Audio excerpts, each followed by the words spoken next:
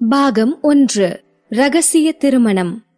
இன்றுதான் அவந்திகாவிற்கு முதல் இரவு நடக்க இருக்கிறது.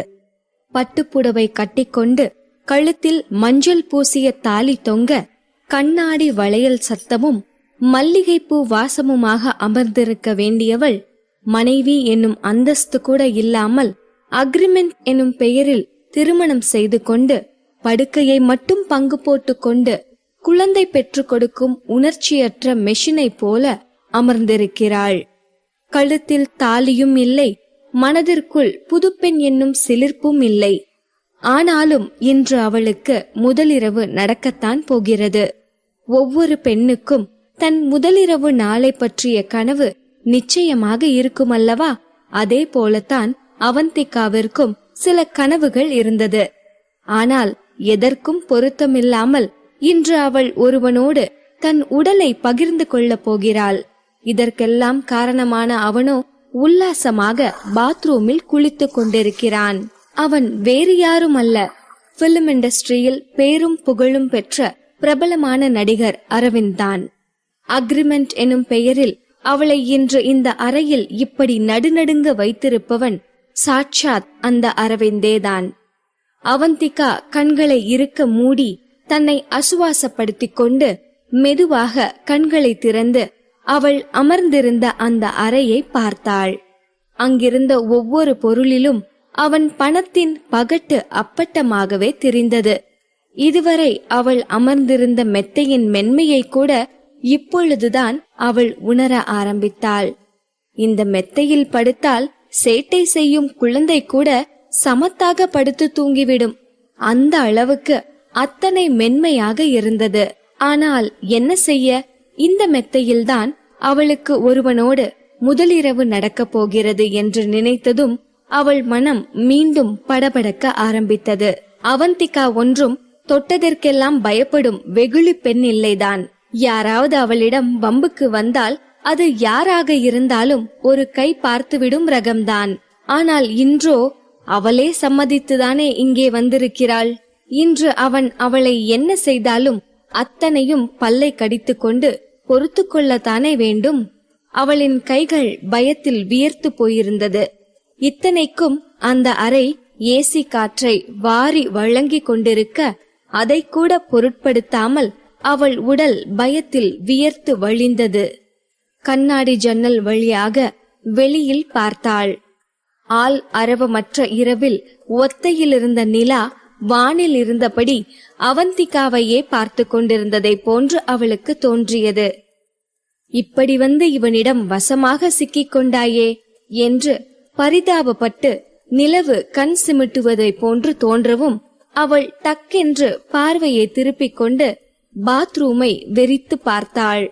இப்பொழுது பாத்ரூமில் இருந்து இதுவரை வந்து கொண்டிருந்த தண்ணீரின் சலசலப்பு சத்தம் முழுவதுமாக நின்றிருந்தது. ஒரு வழியாக அவன் குளித்து முடித்து விட்டான்.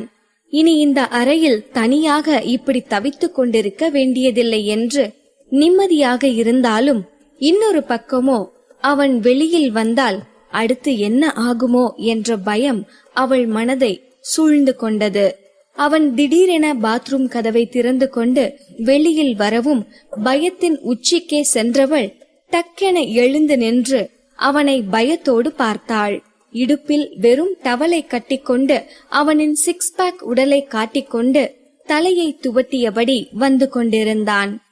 அவன் முன் நெற்றியின் மீதிருந்த ஒற்றை முடியிலிருந்து சில நீர் துளிகள் சொட்டிக் கொண்டிருந்தன. இந்த சீன் மட்டும் படத்தில் வைத்திருந்தால் அத்தனை பெண்களும் அவன் அழகை பார்த்து கிறங்கித்தான் போவார்கள். ஏன், அவந்திகாவும் கூட அவள் கண்ட்ரோலை இழந்திருப்பாள். அப்படிப்பட்ட உடல் கவர்ச்சியோடு தலையை துவட்டி கொண்டு அசால்ட்டாக அவள் பக்கமாக வந்து கொண்டிருந்தான். அவன் கண்களோ ஹாஸ்டல் வார்டனை போல டெரரான பார்வையை வீசிக்கொண்டிருந்தது. ஆனாலும் இவன் படத்தில் பார்த்ததை விட நேரில் இன்னும் ஹேண்ட்ஸமாகத்தான் இருக்கிறான் என்று தன்னையும் மீறி சில வினாடிகள் அவனை ரசித்தவள் அவன் அருகில் வந்ததும் சுய நினைவு வந்தவளாக தடுமாறியபடி அவனுக்கு ஹாய் சொன்னாள். சார், இன்னைக்குதான் நம்ம முதல் முறையா சந்திக்கிறோம். உங்களை சந்திச்சதுல ரொம்ப ஹாப்பியா ஃபீல் பண்றேன். என்று இல்லாத சந்தோஷத்தை வரவழைக்க முயற்சி செய்தாள். என்னது, இன்னைக்குதான் என்ன முதல் முறையா பாக்குறியா என்று அவளை கேள்வியோடு பார்த்தவன் அதற்கடுத்த பேச்சுக்கு நேரம் கொடுக்க விருப்பமில்லாமல் லைட்டை அணைத்துவிட்டு அவள் அருகில் வந்தவன் அவந்திகாவை அசால்ட்டாக தூக்கி கட்டிலில் போட்டான். இந்த திடீர் தாக்குதலில் அதிர்ந்து போனவள் அதற்கு எதிர்ப்பு தெரிவிக்க முயற்சி செய்வதற்குள் அவன் அவள் உடலை முழுவதுமாக ஆக்கிரமித்திருந்தான். வழக்கமாக புதுமண தம்பதிகளுக்குள் நடக்கும் எந்த ரொமான்டிக் தீண்டலும் அவர்களுக்குள் இருக்கவில்லை. அவள் அந்த உறவுக்கு தயாராக கூட நேரம் கொடுக்காமல் முரட்டுத்தனமாக அவள் உடலோடு விளையாடிக் கொண்டிருந்தான்.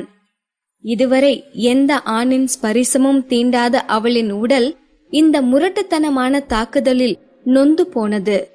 உடல் முழுக்க ரணவேதனையை அனுபவித்துக் கொண்டிருந்தாள் அவந்திகா.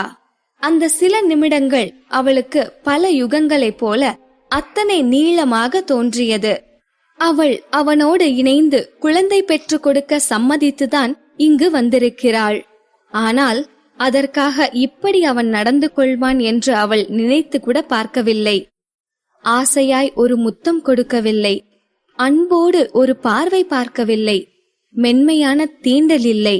எல்லாவற்றிற்கும் மேலாக காட்டு மிராண்டித்தனமாக அவள் உடலோடு அவன் விளையாடிக் கொண்டிருக்கிறானே, இதை எப்படி அவள் சகித்துக் கொள்வது? அவள் கண்கள் கண்ணீரால் நிரம்பி இருந்தது.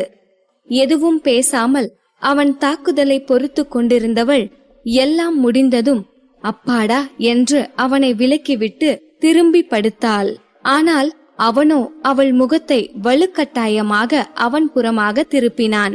இங்க பாரு, இந்த மேரேஜ் எல்லாரும் பண்ணிக்கிற மாதிரி ஒரிஜினல் கிடையாது. இது ஜஸ்ட் அக்ரிமெண்ட் மேரேஜ் தான். சோ நமக்கு கல்யாணம் ஆனது பத்தி யாருக்கும் தெரியப்படுத்த நான் விரும்பல. அப்போதான் ஃபியூச்சர்ல நாம டிவோர்ஸ் பண்ணும்போது தேவையில்லாம எந்த இஷ்யூவும் வராது.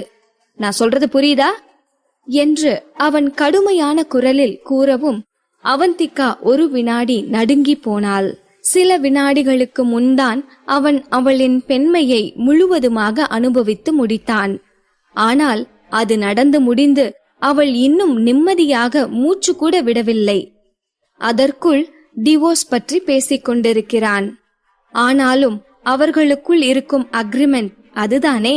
அவனுக்கு அவந்திகா குழந்தை பெற்றுக் கொடுக்க வேண்டும். அதற்கு அவன் அவந்திகாவிற்கு பணம் தர வேண்டும். அப்படி இருக்கையில் அவனின் எண்ணம் நியாயமானதுதானே. ஃபியூச்சரில் எந்த பிரச்சனையும் வரக்கூடாதென்று அவன் தெளிவாக இருக்கிறான். சார், நம்ம அக்ரிமெண்ட் எனக்கு நல்லா ஞாபகம் இருக்கு, என்னால எந்த பிரச்சனையும் வராது என்று அவந்திகா அந்த இருளில் அவன் முகத்தை பார்த்து உறுதியாக கூறவும் அவன் பெட்டில் இருந்து எழுந்து பாத்ரூமிற்கு சென்றான். அவந்திகாவோ உடல் சோர்வில் கண்களை மூடியபடி பெட்டில் கிடந்தாள். தன்னையே மறந்து சில நிமிடங்கள் தூங்கியவள் வாசலில் கார் கிளம்பும் சத்தம் கேட்டு திடுக்கென்று எழுந்து கண் விழித்து பார்த்தாள். அந்த அறையில் அரவிந்த் இல்லை. அவன் காரை எடுத்துக்கொண்டு எங்கோ போய்விட்டான் என்பதை புரிந்து கொள்ளவே அவளுக்கு சில நிமிடங்கள் பிடித்தது. இன்றுதான் அவர்களுக்கு முதலிரவு நடந்திருக்கிறது. அக்ரிமெண்ட் படி நடந்தாலும் திருமணம்தானே. புது மனைவியை முதலிரவு முடிந்து நடு சாமத்தில் தனியாக விட்டுவிட்டு எந்த ஆணாவது சொல்லிக் கொள்ளாமல் வெளியில் போவானா? ஆனால் இந்த அரவிந்த் போய்விட்டானே. கிட்டத்தட்ட அவளை வன்புணர்வு தான் செய்திருக்கிறான்.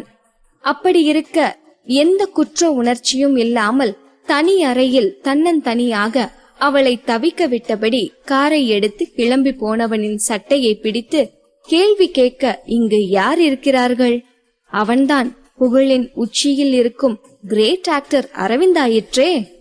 அந்த திமிரில்தான் இப்படியெல்லாம் நடந்து கொள்கிறான். தூண்டிலில் பணம் எனும் இரையை போட்டு மீன் பிடிப்பதைப் போல அவந்திகாவை பிடித்து வைத்திருக்கிறான். இதையெல்லாம் யோசித்துக் கொண்டிருந்தவள் எப்பொழுது தூங்கி போனாள் என்று அவளுக்கே தெரியவில்லை.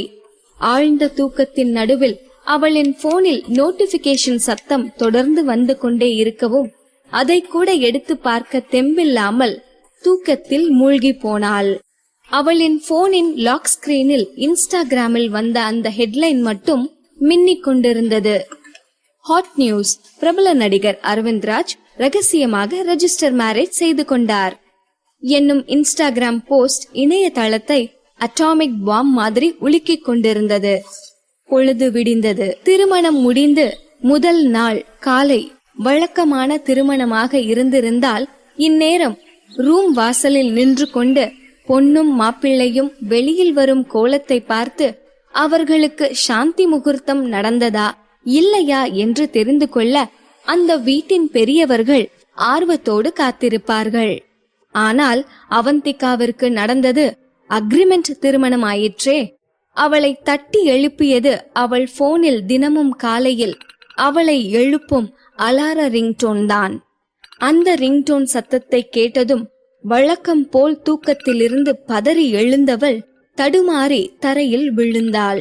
அப்படி தரையில் விழுந்தும் கூட பெரிதாக அவளுக்கு அடிபடவில்லை. காரணம், தரையில் போடப்பட்டிருந்த சாஃப்டான கார்பெட் தான். சினிமாவில் காட்டுவதைப் போல மயக்கம் போட்டு கண் விழித்தவர், நான் எங்க இருக்கேன், எப்படி இங்க வந்தேன் என்று வழக்கமாக கேட்கும் கேள்விகள் போல் தூக்கத்திலிருந்து எழுந்தவள் தனக்குத்தானே கேள்வி கேட்டுக்கொண்டாள். இது யார் வீடு? இவ்ளோ காஸ்ட்லியான கார்பெட் எல்லாம் இருக்கு.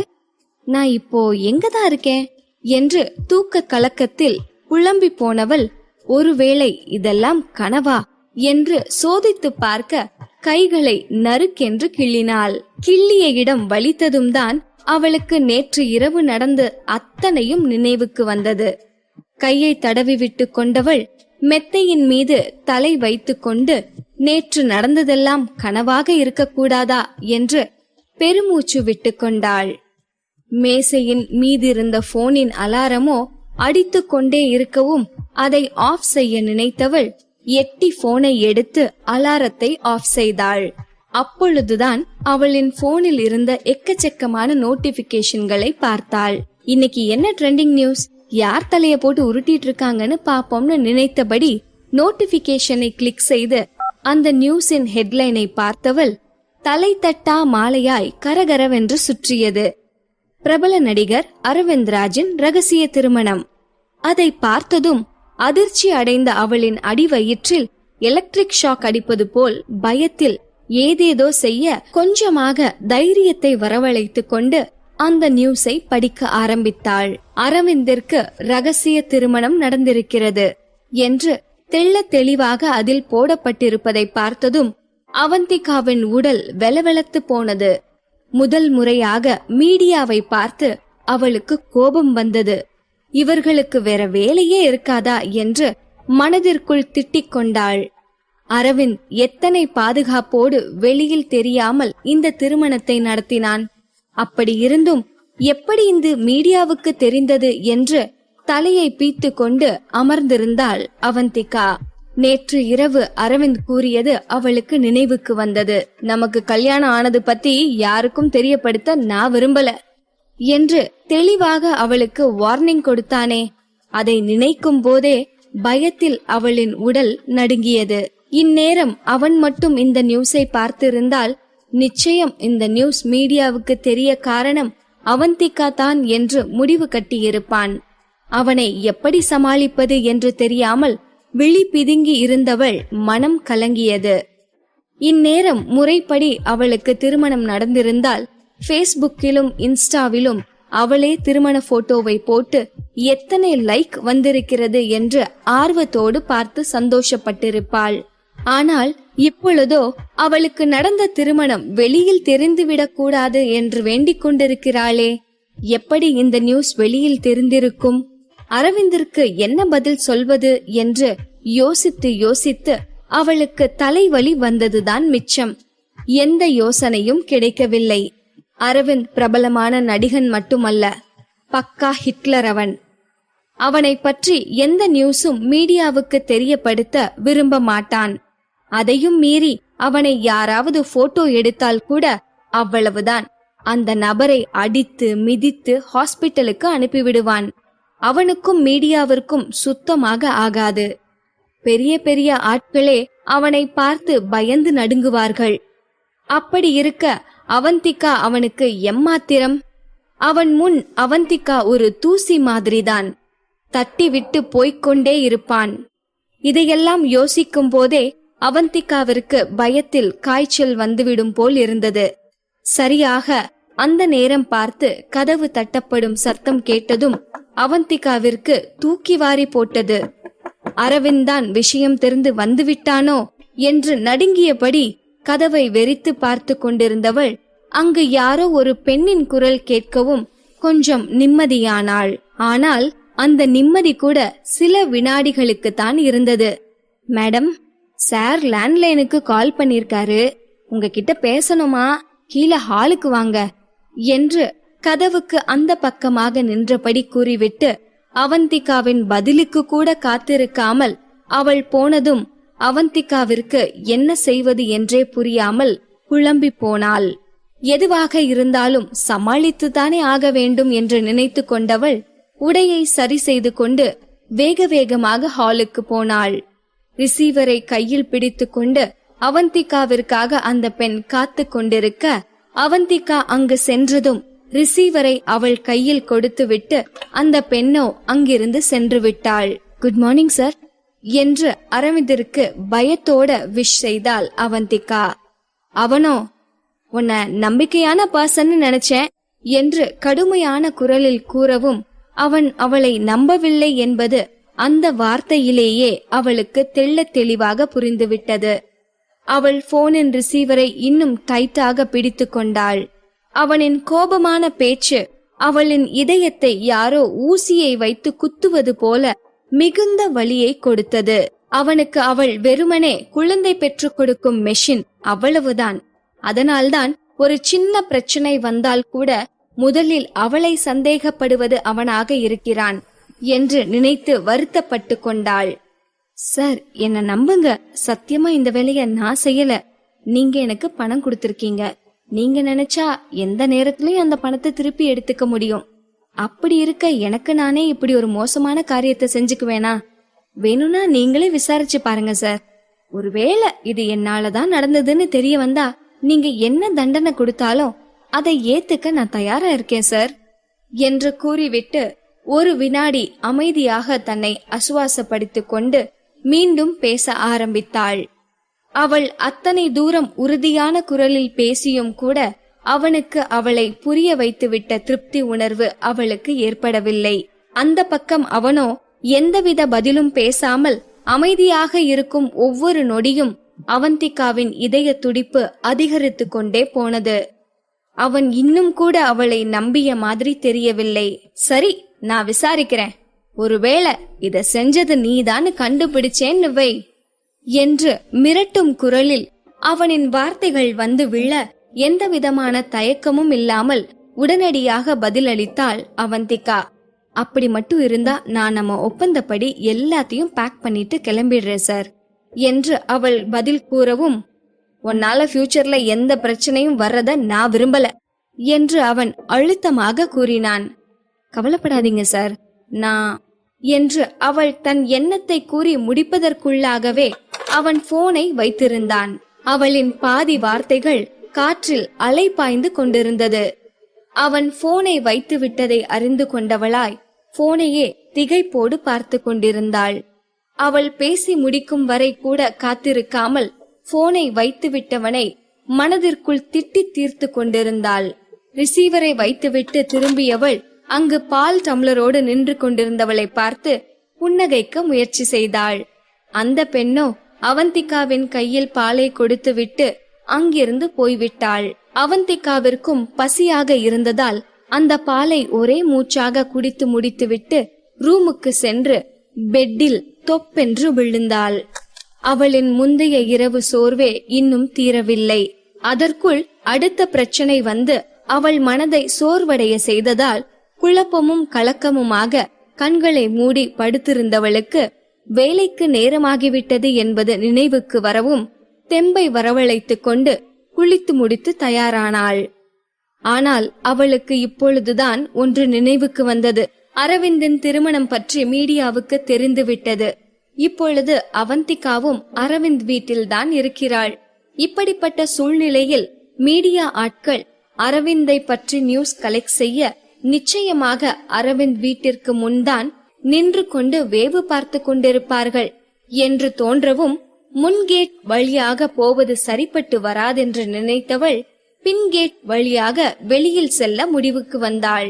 கொஞ்சமாக கேட்டை திறந்து தலையை மட்டும் வெளியில் நீட்டிக்கொண்டு ரோட்டின் 2 பக்கமும் தலையை திருப்பி பார்த்து அங்கு சந்தேகப்படும்படி யாரும் இருக்கவில்லை என்பதை உறுதி செய்து கொண்ட பிறகு கேட்டை நன்றாக திறந்துவிட்டு வெளியில் காலை எடுத்து வைத்தாள் அவந்திகா.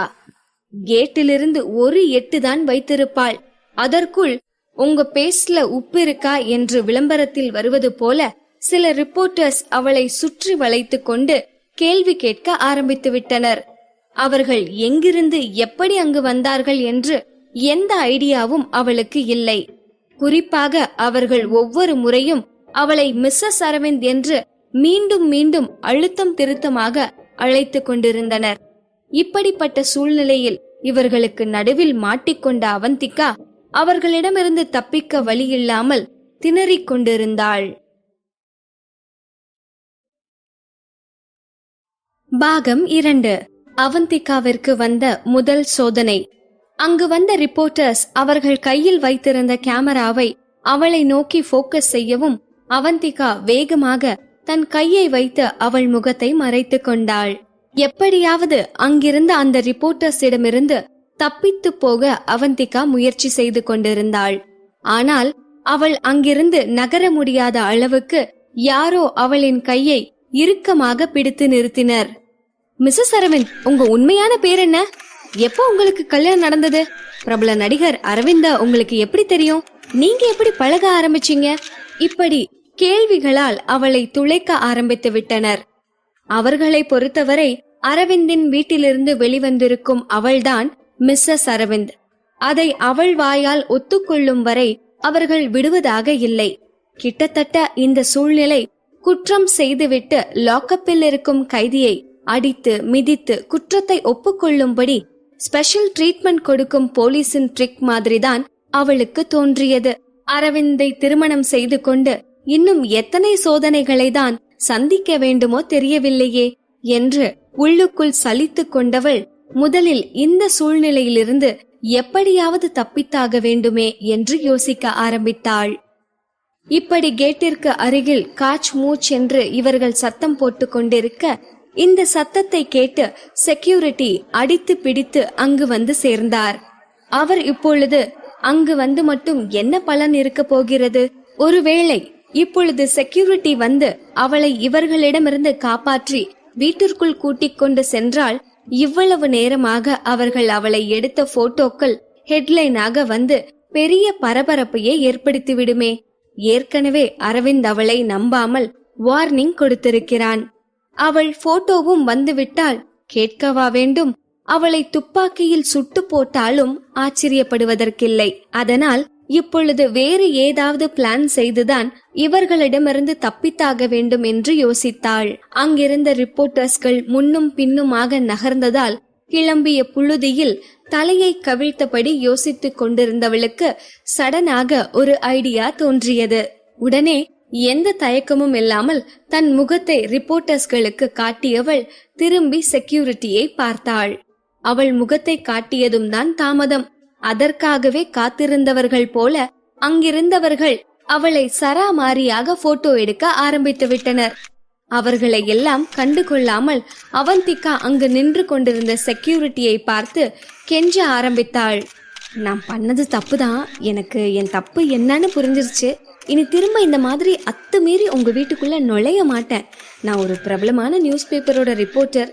இந்த வேலையை நம்பித்தான் என் குடும்பமே இருக்கு. அதனால இந்த ஒரு முறை மட்டும் என்னை மன்னிச்சு விட்டுருங்க ப்ளீஸ். இதை பெருசு பண்ண வேண்டாம். இது போல இனி எப்பவும் நடக்காதுன்னு நான் ப்ராமிஸ் பண்றேன் என்று உண்மையாகவே பயந்தவள் போல் அங்கிருந்தவர்கள் முன் நடிக்க ஆரம்பித்து விட்டாள் அவந்திகா. அங்கிருந்த ரிப்போர்ட்டர்ஸுக்கோ அவந்திகாவின் பேச்சு குழப்பத்தை ஏற்படுத்தியது.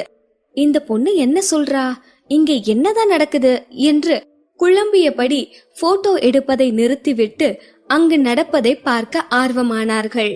அவந்திகா இப்படி தன்னை பார்த்து கெஞ்சுவதை பார்த்த செக்யூரிட்டியோ ஒன்றும் புரியாமல் பாவமாக முகத்தை வைத்துக்கொண்டு அவளையே பார்த்தபடி நின்று கொண்டிருந்தார்.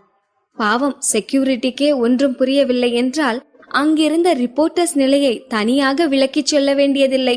அதுவரை சந்தை கடை மாதிரி காச் மூச் என்று கத்திக் கொண்டிருந்தவர்கள் இப்பொழுதோ லைப்ரரிக்கு வந்ததை மாதிரி மூச்சு பேச்சில்லாமல் அமைதியானார்கள்.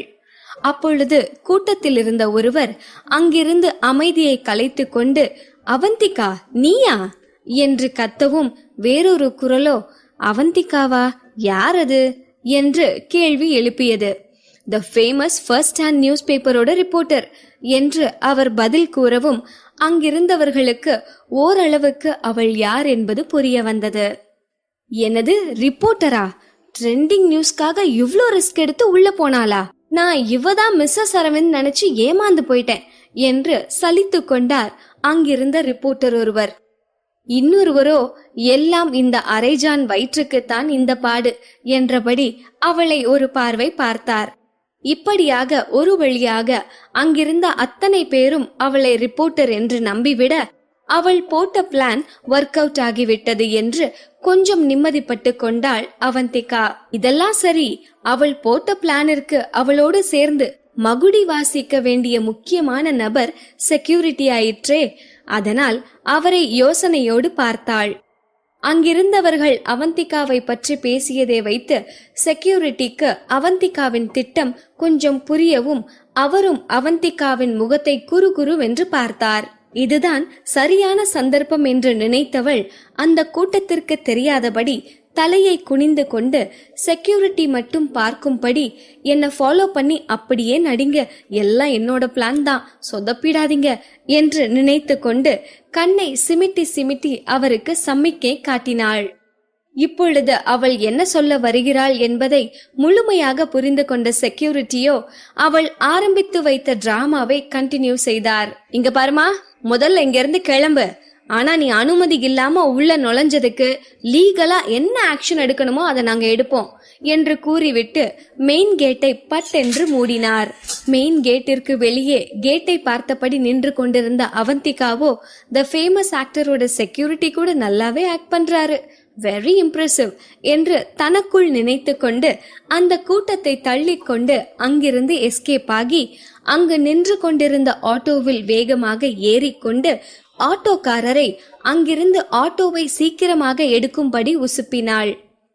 அண்ணா, the first hand news paper ஆபீஸ்க்கு போகணும், சீக்கிரம் வண்டி எடுங்க என்று பதட்டமாக கூறியவள் போனை எடுத்து டாக்டர் சம்பத்திற்கு கால் செய்தாள். டாக்டர், நான் கவினோட சிஸ்டர் பேசுறேன். ப்ளீஸ் டாக்டர், எவ்வளவு சீக்கிரம் முடியுமோ அவ்வளவு சீக்கிரம் சர்ஜரிக்கு ஏற்பாடு பண்ணிடுங்க, பணம் ரெடியா இருக்கு என்று கூறிவிட்டு போனை வைத்தாள். ஆட்டோவின் முன் கண்ணாடியில் தெரிந்த அவள் முகத்தை பார்த்தாள். இப்பொழுதுதான் அவள் முகம் மரண பீதியிலிருந்து நார்மல் நிலைக்கு வந்திருந்தது. இத்தனை பாடும் எதற்காக?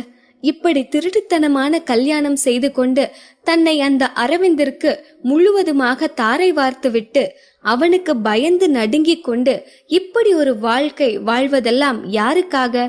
எல்லாம் அவளின் அன்பு தம்பிக்காக மட்டும்தான். இந்த உலகத்தில் அவளுக்கு உறவென்று இருப்பது அவன் தம்பி மட்டும்தான். அவனோ இப்பொழுது உயிருக்கு போராடும் நிலையில் இருக்கிறான். இந்த சூழ்நிலையில் அவனை காப்பாற்ற அவளை 7 மலையை தாண்டி 7 கடலை தாண்டி வேறு கண்டத்திற்கு போகச் சொன்னாலும் தயங்காமல் போய் அவன் உயிரை காப்பாற்றும் முயற்சியில் ஈடுபட்டிருப்பாள். அப்படி இருக்க அக்ரிமெண்ட் மேரேஜ் ஒன்றும் அவளுக்கு பெரிய போராட்டமாக தெரியவில்லை. அவள் தம்பி நன்றாக வாழ வேண்டும் என்பதுதான் அவளின் இப்போதைய ஒரே லட்சியம். இப்பொழுது அவளை வாட்டி வதைத்து கொண்டிருக்கும் மற்ற பிரச்சனைகள் எதுவாக இருந்தாலும் அதை எப்படியாவது சமாளித்து விட முடியும் என்று உறுதியாக நம்பினாள். இப்போதைக்கு எல்லாமே சரியாகத்தான் போய்கொண்டிருக்கிறது என்று அவளுக்கு தோன்றியது. நடப்பது நடக்கட்டும், பார்த்து கொள்ளலாம் என்று நினைத்து கொண்டாள். தன்னை அசுவாசப்படுத்திக் கொண்டு நேராக அமர்ந்தவள், இந்த அவந்திகா எப்பொழுதும் தோற்க மாட்டாள் என்று தனக்குள்ளாகவே சொல்லிக்கொண்டு அடுத்து அவள் என்ன செய்ய வேண்டும் என்பதை யோசிக்க ஆரம்பித்தாள். ஒரு வழியாக அவந்திகா அவளின் நியூஸ் ஏஜென்சிக்கு வந்து சேர்ந்தாள். அவள் சீட்டில் உட்கார்ந்து சில நிமிடங்கள் தான் இருக்கும். அதற்குள் சீஃப் எடிட்டர் சிரித்த முகத்தோடு அவளை நோக்கி நடந்து வந்து கொண்டிருந்தார். பொதுவாகவே சீஃப் எடிட்டருக்கு அவந்திகாவை பார்த்தாலே பிடிக்காது. அவளை பார்த்தாலே அவர் முகத்தில் எள்ளும் கொள்ளும் வெடிக்கும். ஆனால் இன்றோ வழக்கத்திற்கு மாறாக அவர் அவளை பார்த்து சிரித்து கொண்டு வருகிறார் என்றால் இது புயலுக்கு முந்தைய அமைதியாகத்தான் இருக்கும் என்று அவந்திகாவிற்கு தோன்றியது. அவளின் யூகம் சரிதான் என்பது போல சீஃப் எடிட்டரும் ஒரு பெரிய குண்டை தூக்கி அவந்திகாவின் மீது போட்டார். அவந்திகா, நீ எப்பவும் போல இந்த நியூஸ் ஏஜென்சியோட ஹார்ட் ஒர்க்கிங் ரிப்போர்ட்டரா இருக்கணும் தானே? அதுக்கு நான் உனக்கு ஒரு வாய்ப்பு தரேன். நீ என்ன செய்வாயோ ஏது செய்வாயோ தெரியாது. யார் அந்த மிஸ்ஸஸ் அரவிந்துங்கிறத கண்டுபிடிச்சிட்டு வரணும். அப்படி இல்லனா உன்னோட ரெசிக்னேஷன் லெட்டரை நீயே ரெடி பண்ண வேண்டியதா இருக்கும் என்று கூறவும் அவந்திகாவுக்கு தூக்கி வாரி போட்டது. திருடன் கையில் சாவியை கொடுத்ததை போல மிஸ்ஸஸ் அரவிந்திடமே மிஸ்ஸஸ் அரவிந்த் யார் என்று கண்டுபிடிக்கும் டாஸ்கை கொடுத்திருக்கிறார்களே. இந்த ட்விஸ்டை எதிர்பார்க்காத அவந்திகா ஸ்தம்பித்து போய் நின்றாள். அவந்திகா ஷாக் ஆகி நின்று கொண்டிருக்க சீஃப் எடிட்டரோ வந்த வேலை முடிந்து விட்டது என்று திருப்தியில் அங்கிருந்து கிளம்பினார். அவந்திகாவின் பின்னால் வந்து நின்ற மதியோ அங்கு நடந்தது எதுவும் தெரியாமல் அவந்திகாவின் கண்களை மூடிக்கொண்டு விளையாட்டு காட்ட, மதி போதும் உன் விளையாட்டு. இந்த ஆபீஸ்ல என் கண்ணை மூடி விளையாடுறதுக்கு உன்னை தவிர வேற யார் இருக்கா என்று அவந்திகா சாதாரணமாக கேட்கவும் மதியோ இன்றும் அவள் தன்னை கண்டுபிடித்து விட்டாள் என்று சலித்து கொண்டாள். போடி, உனக்கு ஷாக் கொடுக்க பார்த்தா நீ கண்டுபிடிச்சிட்ட என்று மதி சலிப்போடு கூறவும் அவந்திகா அவளை பார்த்து அர்த்தத்தோடு சிரித்தாள். அதான் ஆல்ரெடி சீஃப் எடிட்டர் எனக்கு ஷாக் கொடுத்துட்டாரே, அது போதாதா இதுல நீ வேற தனியா ஷாக் கொடுக்க போறியா என்று அவந்திகா கேட்கவும் மதிக்கு ஒன்றும் புரியவில்லை. என்னடி சொல்ற, என்னாச்சு, மறுபடியும் பிரச்சனையா என்று அக்கறையோடு விசாரித்தாள். ஆக்டர் அரவிந்தோட மிஸ்ஸஸ் யாருன்னு கண்டுபிடிக்கணுமா, இல்லாட்டி இந்த வேலைய நானே ரிசைன் பண்ணிட்டு போகணுமா என்று கடுப்போடு கூறினாள் அவந்திகா. ஆனால் மதியோ அவள் மனநிலையை புரிந்து கொள்ளாமல், என்னது ஆக்டர் அரவிந்துக்கு கல்யாணம் ஆச்சா, என்னடி இப்படி ஒரு ஷாக் நியூஸ் இவ்ளோ கேஷுவலா சொல்ற என்று கன்னத்தில் கை வைத்து கொண்டு சோகமானாள். நீ நியூஸ் ஏஜென்சில வேலை பார்த்துட்டு இருக்கிறன்றத மறந்துட்டு பேசாத மதி. இந்த நியூஸ் எவ்வளோ ட்ரெண்டிங்கா போயிட்டு இருக்கு, இவ்ளோ லேட்டா ஷாக் ஆகுற என்று அந்த மனநிலையிலும் மதியை பார்த்து கிண்டல் அடித்தாள் அவந்திகா. நான் நேத்து சீக்கிரம் தூங்கிட்டேன், காலையில எழுந்து ரெடி ஆகி ஆபீஸ் வர்றதுக்கே பெரும் பாடு, இதுல எங்க நான் ட்ரெண்டிங் நியூஸ் தெரிஞ்சுக்கிறது என்று அவந்திகாவின் தோள் மீது சாய்ந்து கொண்டு ஒன்றும் தெரியாத பச்சை குழந்தை போல் பாவனை காட்டிய மதியை பார்த்ததும் அவந்திகாவிற்கு அவள் மன பாரமெல்லாம் சட்டென்று குறைந்தது போல் தோன்றியது. சரி சரி, உன்னை நம்பிட்டேன், முதல்ல ஒழுங்கா நிக்கிறியா, இது ஆபீஸ், ஏற்கனவே எதுல நம்மள மாட்டி விடலான்னு ஒரு கூட்டம் சுத்திட்டு இருக்கு என்று அவள் தோளில் சாய்ந்திருந்த மதியை விலக்கிவிட்டு சேரில் அமர்ந்து கொண்டு யோசிக்க ஆரம்பித்து விட்டாள் அவந்திகா. அவந்திகா, இப்போ எதுக்கு இவ்ளோ கவலைப்படுற, நீ இப்படியெல்லாம் கவலைப்படுற ஆளே கிடையாதே. இப்போ என்ன, மிஸ்ஸஸ் அரவிந்த் யாருன்னு கண்டுபிடிக்கணும், அவ்வளவுதானே. உனக்கு இதெல்லாம் பெரிய விஷயமா, நீ நினைச்சா கண்டிப்பா அது யாருன்னு கண்டுபிடிச்சிடலாம். டோன்ட் வரி டியர் என்று அவளை சமாதானப்படுத்த முயற்சி செய்த மதியை பார்த்து அழுவதா சிரிப்பதா என்று தெரியாமல் மனதுக்குள்ளே தன் நிலையை நினைத்து பார்த்து கொண்டாள் அவந்திகா. மதி, நீ நினைக்கிற மாதிரி இது சாதாரண விஷயம் இல்ல. மிஸ்ஸஸ் அரவிந்த் நான் தான் உனக்கு எப்படி சொல்லி புரிய வைப்பேன். இத்தனை நாளா நீ எனக்கு நிறைய விஷயத்துல சப்போர்ட்டா இருந்திருக்க. ஆனா உன்கிட்டயே என் கல்யாணத்தை பத்தி மறைக்க வேண்டிய நிலையில நான் இருக்கேன். இந்த உண்மை மட்டும் இப்போ உனக்கு தெரிஞ்சா ஷாக்ல உனக்கு ஹார்ட் அட்டாக்கே வரலாம். இப்போதைக்கு இந்த ரகசியம் உனக்கு தெரியாம இருக்கிறது தான் உனக்கும் நல்லது. உன்கிட்ட இருந்து இதை மறைக்கிறதுக்கு என்ன மன்னிச்சிடு என்று மனதுக்குள் மதியிடம் மன்னிப்பு கேட்டு கொண்டாள் அவந்திகா. அவந்திகாவின் நிலைமை இப்படி ஆகும் என்று யார்தான் நினைத்திருப்பார்கள். ஒரே நாளில் அவளின் ஒட்டுமொத்த வாழ்க்கையும் இப்படி புயலில் மாட்டிய தென்னையாய் மாறும் என்று அவந்திகா மட்டும் அறிந்தா வைத்திருந்தாள். அவந்திகா இப்படியாக தன் மனதோடு பேசிக் கொண்டிருக்க அவளின் மௌனத்தை கலைக்க முயற்சி செய்து கொண்டிருந்தாள் மதி. இப்போ எதுக்கு இவ்ளோ சோகம், எது வந்தாலும் பாத்துக்கலாம், மை ஸ்வீட் கேர்ள் தானே நீ, எங்க சிரி பார்க்கலாம் என்று மதி அவந்திகாவை சிரிக்க வைக்க முயற்சி செய்து கொண்டிருக்க அவர்களை பார்த்து முறைத்து கொண்டு நின்று கொண்டிருந்தாள் அனு. அனுவை பார்த்ததும் மதியோ அவந்திகாவிற்கு கஞ்சாடை காட்டிவிட்டு அவள் சீட்டுக்கு கிளம்பினாள். அவந்திகா, உனக்கு தனியா சொல்லணுமா? ஆக்டர் அரவிந்தோட ஷூட்டிங் ஸ்பாட்டுக்கு போய் நியூஸ் கலெக்ட் பண்ணிட்டு வர சொல்லி எவ்வளவு நேரம் ஆச்சு? இன்னும் இங்க என்ன பண்ற என்று அதிகார தோரணையோடு பேசிய அனுவை துளியும் சட்டை செய்யாமல் அவந்திகா அவள் வேலையை பார்த்து கொண்டிருக்க அதற்கு மேல் அங்கு நிற்க முடியாமல் அனு அங்கிருந்து கிளம்பி போனாள். அனுவும் சாதாரண ரிப்போர்ட்டர் தான். சீஃப் எடிட்டர் அவளின் ரிலேட்டிவ் என்கிற ஒரே ஒரு துருப்பிச் சீட்டை வைத்துக்கொண்டு அனு இத்தனை அதிகாரம் செய்து கொண்டிருக்கிறாள். ஆனாலும் அவந்திகாவின் முன் நோஸ்கட் வாங்கி கொண்டு போவது அனுவுக்கு வழக்கமாகிவிட்டது.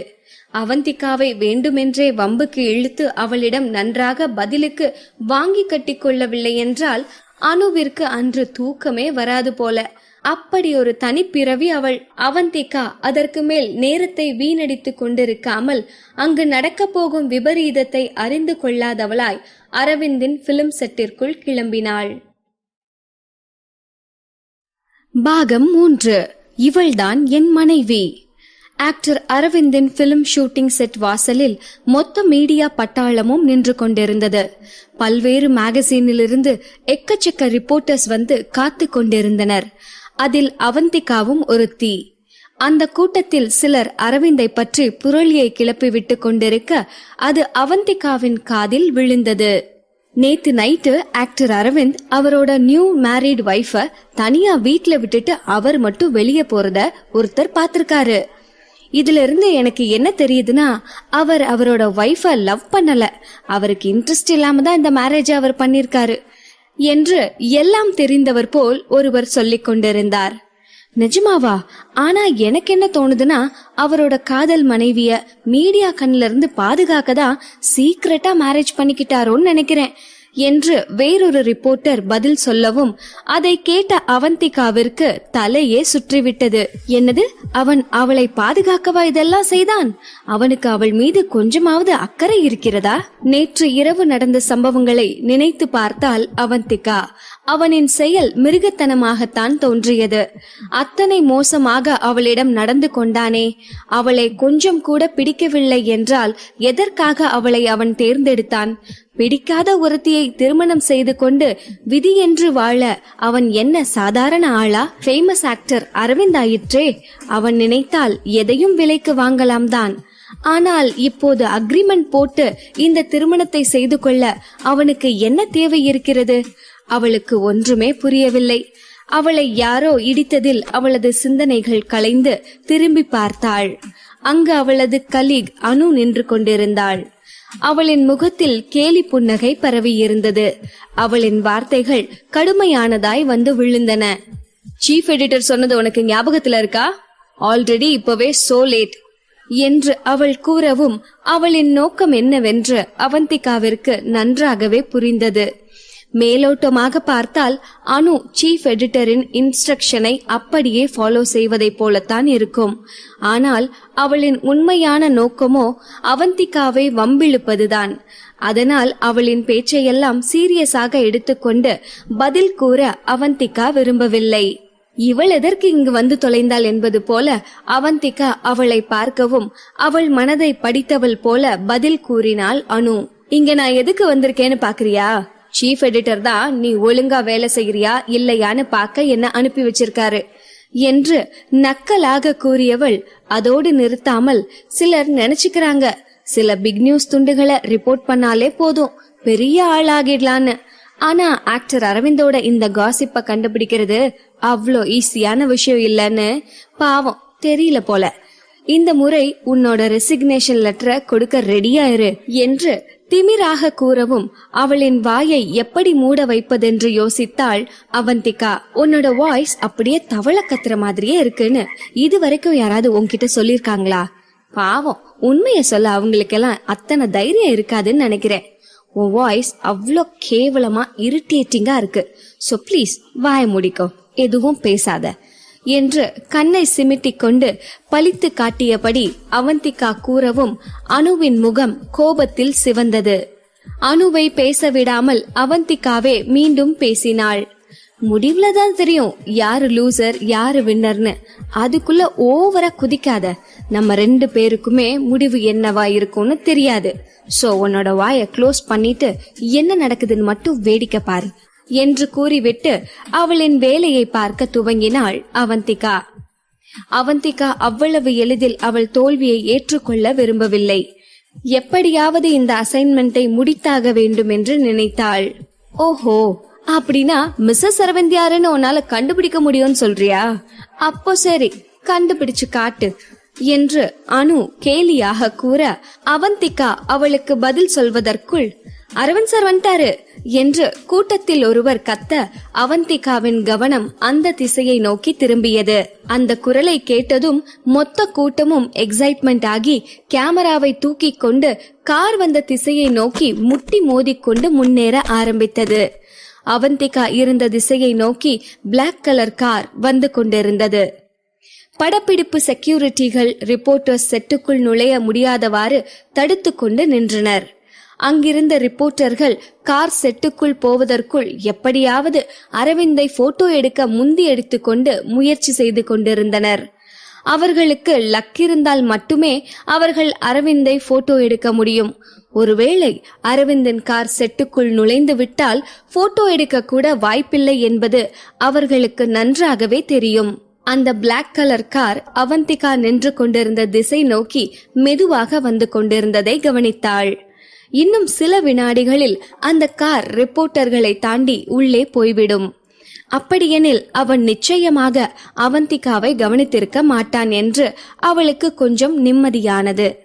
ஆனால் அவளின் பின்பக்கம் இருந்த கூட்டத்தில் யாரோ அவளை திடீரென்று முன்னோக்கி இடித்து தள்ள தன் கண்ட்ரோலையும் மீறி காரின் பக்கவாட்டில் போய் மோதினாள் அவந்திகா. உடனே கார் என்னும் பலத்த சத்தத்தோடு நின்றது. அதற்குள்ளாகவே அவந்திகாவின் கைகள் காரின் மீது பட்டு அவளின் கை எலும்பு உடைந்திருக்குமோ என்று அவள் பயப்படும் அளவுக்கு அடிபட்டது. கார் உடனடியாக நிறுத்தப்பட்டதால் அவளின் முகம் கார் விண்டோவின் மீது இடித்து நின்றது. அவளின் கை பலமாக வலித்து கொண்டிருந்தது. ஆனால் அந்த நிலையிலும் அவளுக்கு முதலில் தோன்றியது அரவிந்தின் கண்ணில் படாமல் முதலில் இங்கிருந்து கிளம்ப வேண்டும் என்பதுதான். ஆனால் துரதிர்ஷ்டவசமாக அவளுக்கு பின் நின்று கொண்டிருந்த கூட்டம் அவளை அங்கிருந்து நகர விடாமல் சுற்றி வளைத்து கொண்டிருந்தது. அதற்குள்ளாகவே கார் கண்ணாடியும் இறக்கிவிடப்பட காருக்குள் இருந்த அரவிந்தின் முகத்தில் எந்தவித எமோஷனும் தென்படாமல் சலனமற்று காணப்பட்டான். அங்கு நின்று கொண்டிருந்த அனு மெதுவாக அவள் கைகளை இறக்கி கொண்டு வஞ்சகமாக சிரித்தாள். பிலிம் இண்டஸ்ட்ரியில் இருக்கும் அனைவருக்குமே அரவிந்தை பற்றி நன்றாகவே தெரியும். மற்ற ஆர்டிஸ்ட் கூட ரிப்போர்ட்டர்ஸின் முகத்திற்காக அமைதியாக சென்று விடுவார்கள். ஆனால் அரவிந்தோ எவராக இருந்தாலும் அத்தனை எளிதாக விட்டுவிட மாட்டான். கொஞ்சம் கூட கருணை காட்ட மாட்டான். யாராவது ஆக்டர் அரவிந்தை ஃபாலோ செய்து விட்டால் கூட போதும், அரவிந்திடமிருந்து பலத்த அடியை வாங்காமல் தப்பிக்கவே முடியாது. தற்காப்பு எனும் பெயரால் அந்த நபரை வெளுத்து வாங்கி விடுவான். அந்த கேஸ் கோர்ட்டுக்கு போனால் கூட எந்த முடிவும் இல்லாமல் அப்படியே காணாமலே போய்விடும். அப்படி இருக்க நிச்சயமாக அவந்திகாவிற்கு சாவு நிச்சயம் என்றுதான் தோன்றியது. அவந்திகாவின் கண்ணில் அவளின் பயம் அப்பட்டமாகவே தெரிந்தது. அரவிந்த் டிப் டாப்பாக உடை அணிந்து கொண்டு காருக்குள் அமைதியாக அமர்ந்திருந்தான். அங்கிருந்த அத்தனை பேருக்கும் அவனின் கோபம் நன்றாகவே தெரிந்தது. என்ன நடக்கப் போகிறதோ என்னும் பீதியில் அங்கிருந்தவர்கள் வெலவெலத்து நின்று கொண்டிருந்தனர். ஐம் சாரி என்று அவந்திகா தடுமாற்றத்தோடு கூறினாள். அங்கிருந்து எப்படியாவது நகர்ந்தால் போதும் என்று பின்னோக்கி அவள் நகர முயல்வதற்குள் அவளின் ஷோல்டரை வலிமை வாய்ந்த கை ஒன்று இறுக்கி பிடித்து நிறுத்தியது. அவன் அழுத்தி பிடித்ததில் அவளின் தொண்டை குழி மூடிக்கொண்டது போல் மூச்சு விட கூட கஷ்டப்பட்டாள். என்ன சீண்டி பாக்குறியா என்று அடித்தொண்டையில் இருந்து அவன் குரல் வரவும் நடுங்கி போனாள் அவந்திகா. இவன் என்ன நினைக்கிறான்? ஒருவேளை இத்தனை பேர் முன்னிலையில் நான் தான் மிஸ்ஸஸ் அரவிந்த் என்று காட்டிக் கொடுக்க போவதாய் நான் பிளாக்மெயில் செய்ய நினைக்கிறேன் என்று முடிவு செய்து கொண்டானோ? அவனோடு போட்டுக்கொண்ட ஒப்பந்தத்தை முறிக்கப் போவதாக நினைக்கிறான். அவன் அப்படி புரிந்து கொண்டால் உடனடியாக தனது உண்மை நிலையை அவனுக்கு உணர்த்த வேண்டியது அவசியம் என்று அவளுக்கு தோன்றியது. இல்ல, அப்படியெல்லாம் எதுவும் இல்ல என்று அவள் தான் கூற நினைப்பதை முழுதாக சொல்ல வருவதற்குள் அங்கு அவளை சுற்றி நின்று கொண்டிருந்த அத்தனை ரிப்போர்ட்டர்ஸின் கவனமும் அவள் மீதுதான் இருக்கிறது என்பதை உணர்ந்து கொண்டாள். அவள் தவறாக ஒரு வார்த்தையை கூறிவிட்டால் கூட அது அத்தனை பெரிய சர்ச்சையை ஏற்படுத்திவிடும் என்பது அவளுக்கு நன்றாகவே தெரியும். அதனால் கவனமாக தான் எதையும் பேச வேண்டும் என்று தன்னை நிதானப்படுத்திக் கொண்டாள். சார், நீங்க என்ன தப்பா புரிஞ்சுக்கிட்டீங்க. உங்களை சீன்றதுல எனக்கு என்ன சார் இருக்கு? என்னோட சீஃப் எடிட்டர் உங்களை இன்டர்வியூ பண்ண சொல்லி இன்ஸ்ட்ரக்ட் பண்ணதாலதான் நான் வேற வழி இல்லாம இப்படி செய்ய வேண்டியதா போச்சு. உண்மையிலேயே மிஸ்ஸஸ் அரவிந்த் யாரு என்று அந்த சூழ்நிலையை சமாளிக்க காசிப் பற்றி தெரிந்து கொள்ள துடிக்கும் ரிப்போர்ட்டர் போல அவள் கேள்வி கேட்டுவிட்டு அவனை பயத்தோடு பார்த்தாள். அவனோ பார்வையை திருப்பாமல் அவந்திகாவையே கூர்ந்து பார்த்து கொண்டிருந்தான். அவன் என்ன நினைக்கிறான், அவன் மனதில் என்னதான் ஓடிக்கொண்டிருக்கிறது என்று அங்கிருக்கும் எவராலும் கணிக்க முடியாத அளவுக்கு அவனின் முகபாவம் இருந்தது. அவந்திகா பயத்தோடு எச்சிலை விழுங்கிக் கொண்டு இந்த நொடி எப்படியாவது கடந்து போய்விடக் கூடாதா என்று வேண்டிக் கொண்டிருந்தாள். காரில் இருந்து வந்த மென்மையான குரல் ரிப்போர்ட்டர்ஸின் கவனத்தை திசை திருப்பியது. அரவிந்த், பாவம் அந்த பொண்ணு பாரு, எப்படி பயந்து போய் நிக்கிறான்னு. இங்க இவ்ளோ நேரம் வெயிட் பண்றது எல்லாருக்குமே டிஃபிகல்ட் தானே. நீ ஏன் மிஸ்ஸஸ் அரவிந்த் யாருன்னு அவங்களுக்கு சொல்லக்கூடாது என்று கனிவான குரலில் கூறினாள். இப்பொழுதுதான் காருக்குள் இருப்பது ஃபேமஸ் ஆக்ட்ரஸ் ரேஷ்மி சர்மா என்பது அவந்திகாவிற்கு புரிந்தது. அரவிந்தின் பின் சீட்டில் அமர்ந்திருந்த ரேஷ்மி சர்மாவை கவனித்தாள் அவந்திகா. இவர்கள் இருவரும் எதற்கு ஒரே காரில் வந்திருக்கின்றனர்? நேற்று இரவு அவந்திகாவை விட்டுவிட்டு இவளை பார்க்கத்தான் அவன் போயிருப்பானோ என்றெல்லாம் எண்ணம் தோன்றியது அவந்திகாவிற்கு. அவள் இப்படி யோசித்துக் கொண்டிருக்க அவளுக்கு பின்னால் நின்று கொண்டிருந்த ரிப்போர்ட்டர்ஸ் ஆர்வம் தாங்காமல் தவித்துக் கொண்டிருந்தனர். தி ஃபேமஸ் ஆக்டர் அரவிந்த் யாரோடும் இணக்கமாக இல்லாமல் தனியாக தான் இருப்பார், தனியாக தான் இங்கு வருவார். அவரை போட்டோ எடுப்பது கூட முடியாத காரியம் என்று நினைத்து கொண்டிருந்த ரிப்போர்ட்டர்ஸ்க்கு இது அதிர்ஷ்ட வாய்ப்பு போல தோன்றியது. எல்லோரும் இஷ்டத்துக்கு போட்டோ எடுத்து குவித்தனர். கிளிக் சவுண்டும் பிளாஷும் போட்டி போட்டு கொண்டிருக்க காருக்குள் இருந்த ரேஷ்மி சர்மா பற்றி கேள்வி கேட்க ஆரம்பித்து விட்டனர் ரிப்போர்ட்டர்ஸ். அரவிந்த் சார், நீங்க ஏன் மிஸ் ரேஷ்மி சர்மாவோட ஷூட்டிங் ஸ்பாட்டுக்கு வந்திருக்கீங்கன்னு தெரிஞ்சுக்கலாமா? நேத்து தான் உங்களுக்கு மேரேஜ் ஆச்சு, இன்னைக்கு செகண்ட் டே, ஸ்பெஷலா அந்த செட்டுக்கு ஷூட்டிங்காக வந்திருக்கீங்க. சோ ரேஷ்மி மேடத்துக்கு உங்களோட சப்போர்ட் இருக்குன்னு காட்டிக்க தான் அவங்களோட வந்திருக்கீங்களா? அரவிந்த் சார், உங்க வைஃப் யாருன்னு நாங்க தெரிஞ்சுக்கலாமா? அவங்களும் பிலிம் இண்டஸ்ட்ரியை சேர்ந்தவங்க தானா? இப்படி கேள்விகள் சராமாரியாக அரவிந்தை துளைக்க அவனின் கண்களில் தெரிந்த கோபம் இப்பொழுது அவன் உதட்டிற்கு தாவி இருந்தது. சோ எல்லாரும் என்னோட வைஃப் யாருங்கறத தெரிஞ்சுக்கிறதுல ரொம்ப ஆர்வமா இருக்கீங்க, ரைட்? அப்போ என்ன சொல்ல விடுங்க என்று அவன் கூறவும் அங்கு ஒரு அசாதாரணமான சூழ்நிலை நிலவியதை அவந்திகாவால் பார்க்க முடிந்தது. ஏதோ தவறாக நடக்கப் போகிறது என்பதை அவளின் உள்ளுணர்வு கூறியது. அவள் நினைத்ததை போல ஷீ இஸ் மை வைஃப் என்று அரவிந்தின் விரல் அவந்திகாவை சுட்டிக்காட்டி நின்றது. அந்த இடமே அமைதிமயமானது. பின் டிராப் சைலண்டில் அத்தனை பேரும் திகைத்து போய் நின்று கொண்டிருந்தனர். அரவிந்தின் வார்த்தையை கேட்டு மிரண்டு போய் அவனை பார்த்து கொண்டு நின்றிருந்தாள் அவந்திகா. ஒருவேளை இந்த உறவை இங்கேயே முறித்து கொள்ள முடிவு செய்து விட்டானோ அவன் என்று கூட அவளுக்கு தோன்றியது. அப்பொழுது ரேஷ்மி சர்மாவின் சிரிப்பு சத்தம் அங்கு நிலவிய அமைதியை கலைத்தது. அரவிந்த், இது ஜோக் பண்ற நேரமா? பாவம், அந்த ரிப்போர்ட்டரோட முகத்தை பாரு, பேயறிஞ்ச மாதிரி இருக்கு. நீ பயமுறுத்தினது போதும், எனக்காக அவளை மன்னிச்சு விட. அவ எதையும் வேணும்னு செய்யல என்று ரேஷ்மி சர்மா கூறியதும் தான் அங்கிருந்தவர்களுக்கு அரவிந்த் கூறியது உண்மையில்லை என்று புரிந்தது. அவன் அவளை கேலி செய்திருக்கிறான் என்பதை அவர்கள் புரிந்து கொண்ட பிறகுதான் அந்த இடம் சகஜமானது. அந்த ஆக்வர்ட் சிச்சுவேஷனில் இருந்து ரேஷ்மி சர்மாவின் வார்த்தைகள் அவளை காப்பாற்றிய பிறகுதான் போன உயிர் அவளுக்கு திரும்ப வந்தது போன்று இருந்தது. அதுவரை துடிக்க மறந்த அவளது இதயம் மீண்டும் துடிக்க ஆரம்பித்தது. அவள் கஷ்டப்பட்டு சிரிப்பை வரவழைத்துக் கொண்டு அவள் நார்மலாக இருப்பதை போல் காட்டிக்கொள்ள முயற்சி செய்தாள். ஆனால் இப்பொழுதும் அரவிந்தின் முகம் அதே எக்ஸ்பிரஷனில் தான் இருந்தது. எப்படியாவது அங்கிருந்து நகர்ந்து போய் அவன் கண்ணில் படாது சென்றுவிட வேண்டும் என்று அவள் முயற்சி செய்த போது காருக்குள் இருந்து ரேஷ்மி சர்மாவின் குரல் கேட்டது. அந்த ரிப்போர்ட்டருக்கு ரொம்ப அடிபட்டிருக்கு. அவ கைய பாரு, இன்ஜுரி அதிகமா இருக்கிற மாதிரி தெரியுது. ப்ரொடக்ஷன்ல ஃபர்ஸ்ட் எய்ட் டூல் பாக்ஸ் இருக்குதானே, அந்த பொண்ண உள்ள கூட்டிட்டு போய் அவ காயத்துக்கு ட்ரீட்மெண்ட் பண்ணலான்னு நினைக்கிறேன் என்று ரேஷ்மி கூறவும் அதற்கு அரவிந்தின் ரியாக்ஷன் என்னவாக இருக்கும் என்று கவனித்தாள் அவந்திகா. ஆனால் அவன் எதை பற்றியும் கவலைப்படுவதாக தெரியவில்லை. அவன் விண்டோ வழியாக எங்கோ எதையோ பார்த்து கொண்டிருந்தான்.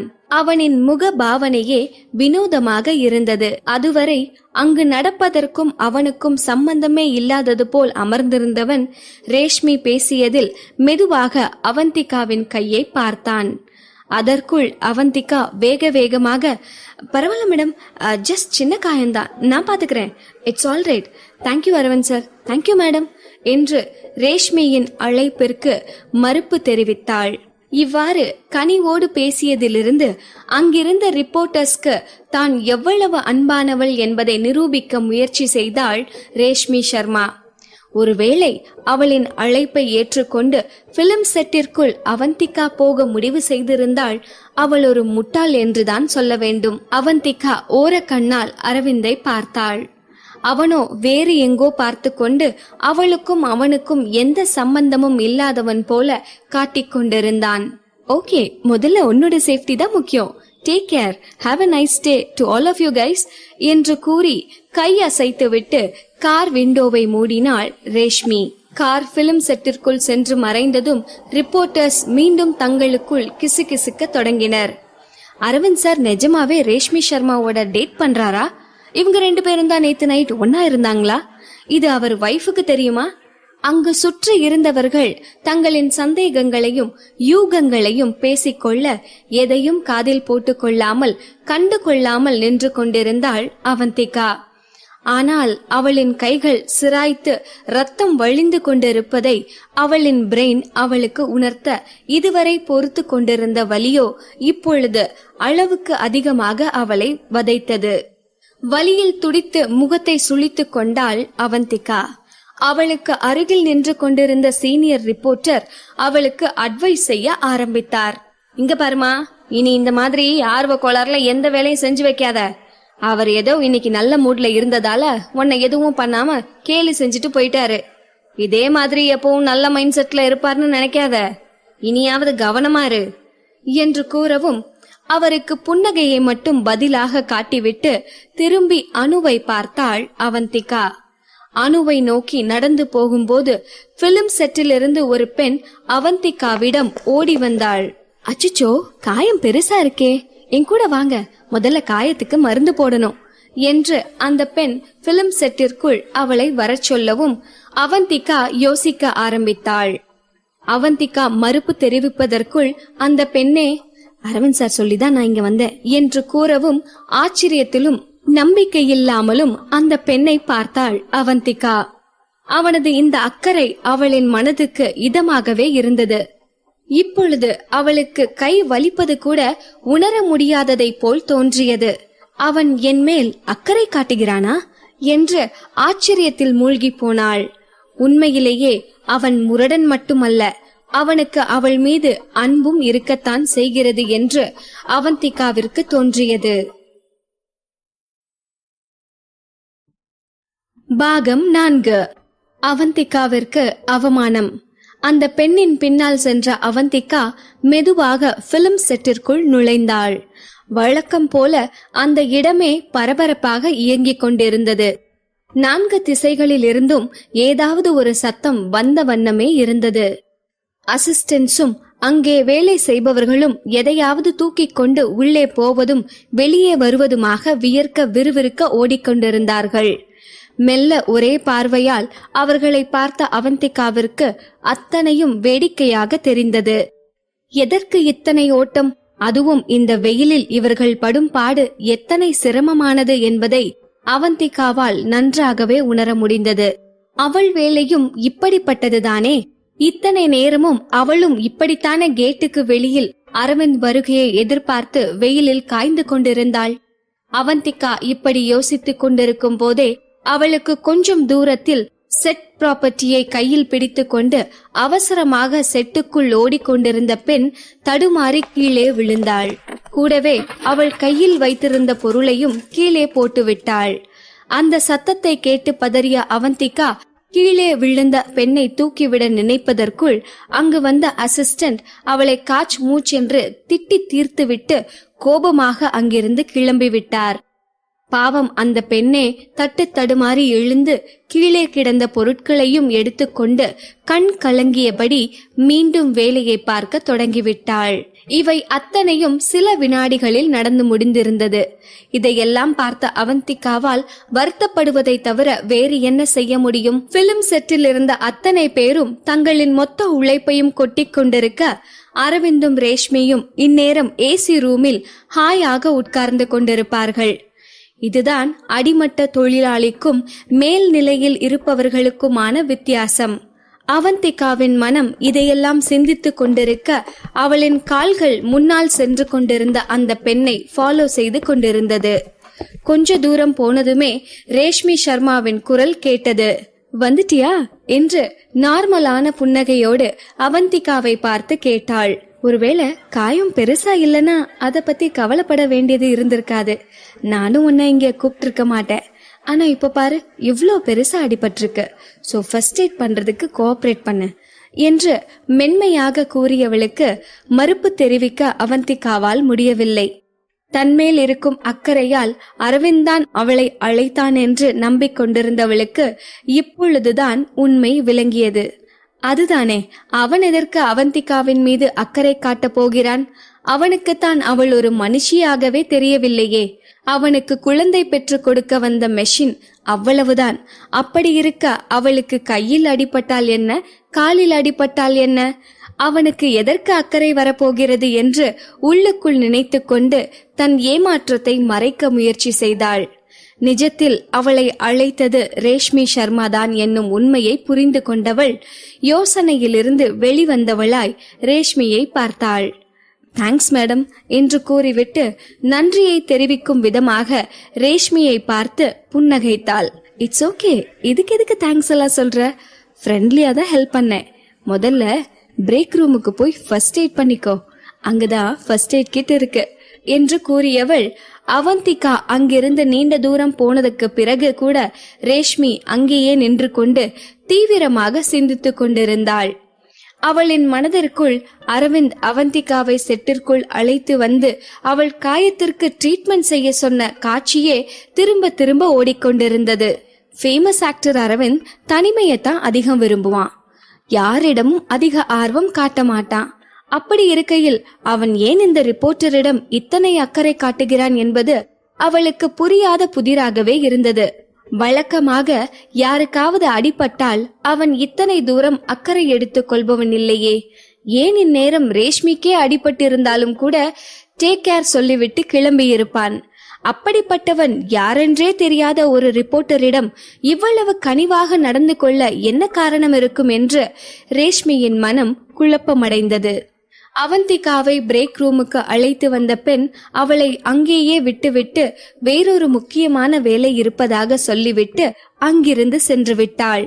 அவந்திகா கஷ்டப்பட்டு தன் காயங்களுக்கு மருந்து போட்டுக் கொண்டாள். அந்த வலியோடு போராடி சலித்து போனதால் அங்கிருந்த ஜன்னல் வழியாக வெளியில் வேடிக்கை பார்த்தவளின் கண்கள் எதச்சையாக அந்த பக்கம் வந்து கொண்டிருந்த அரவிந்தை பார்த்தது. அவனுடைய மேனேஜரோடும் சில பாடிகார்ட்ஸோடும் அவள் இருந்த திசை நோக்கி வந்து கொண்டிருந்தான். அந்த காட்சியை பார்ப்பதற்கு நிலாவை சுற்றி நட்சத்திரங்கள் இருப்பது போல் அத்தனை பிரமிப்பாக இருந்தது.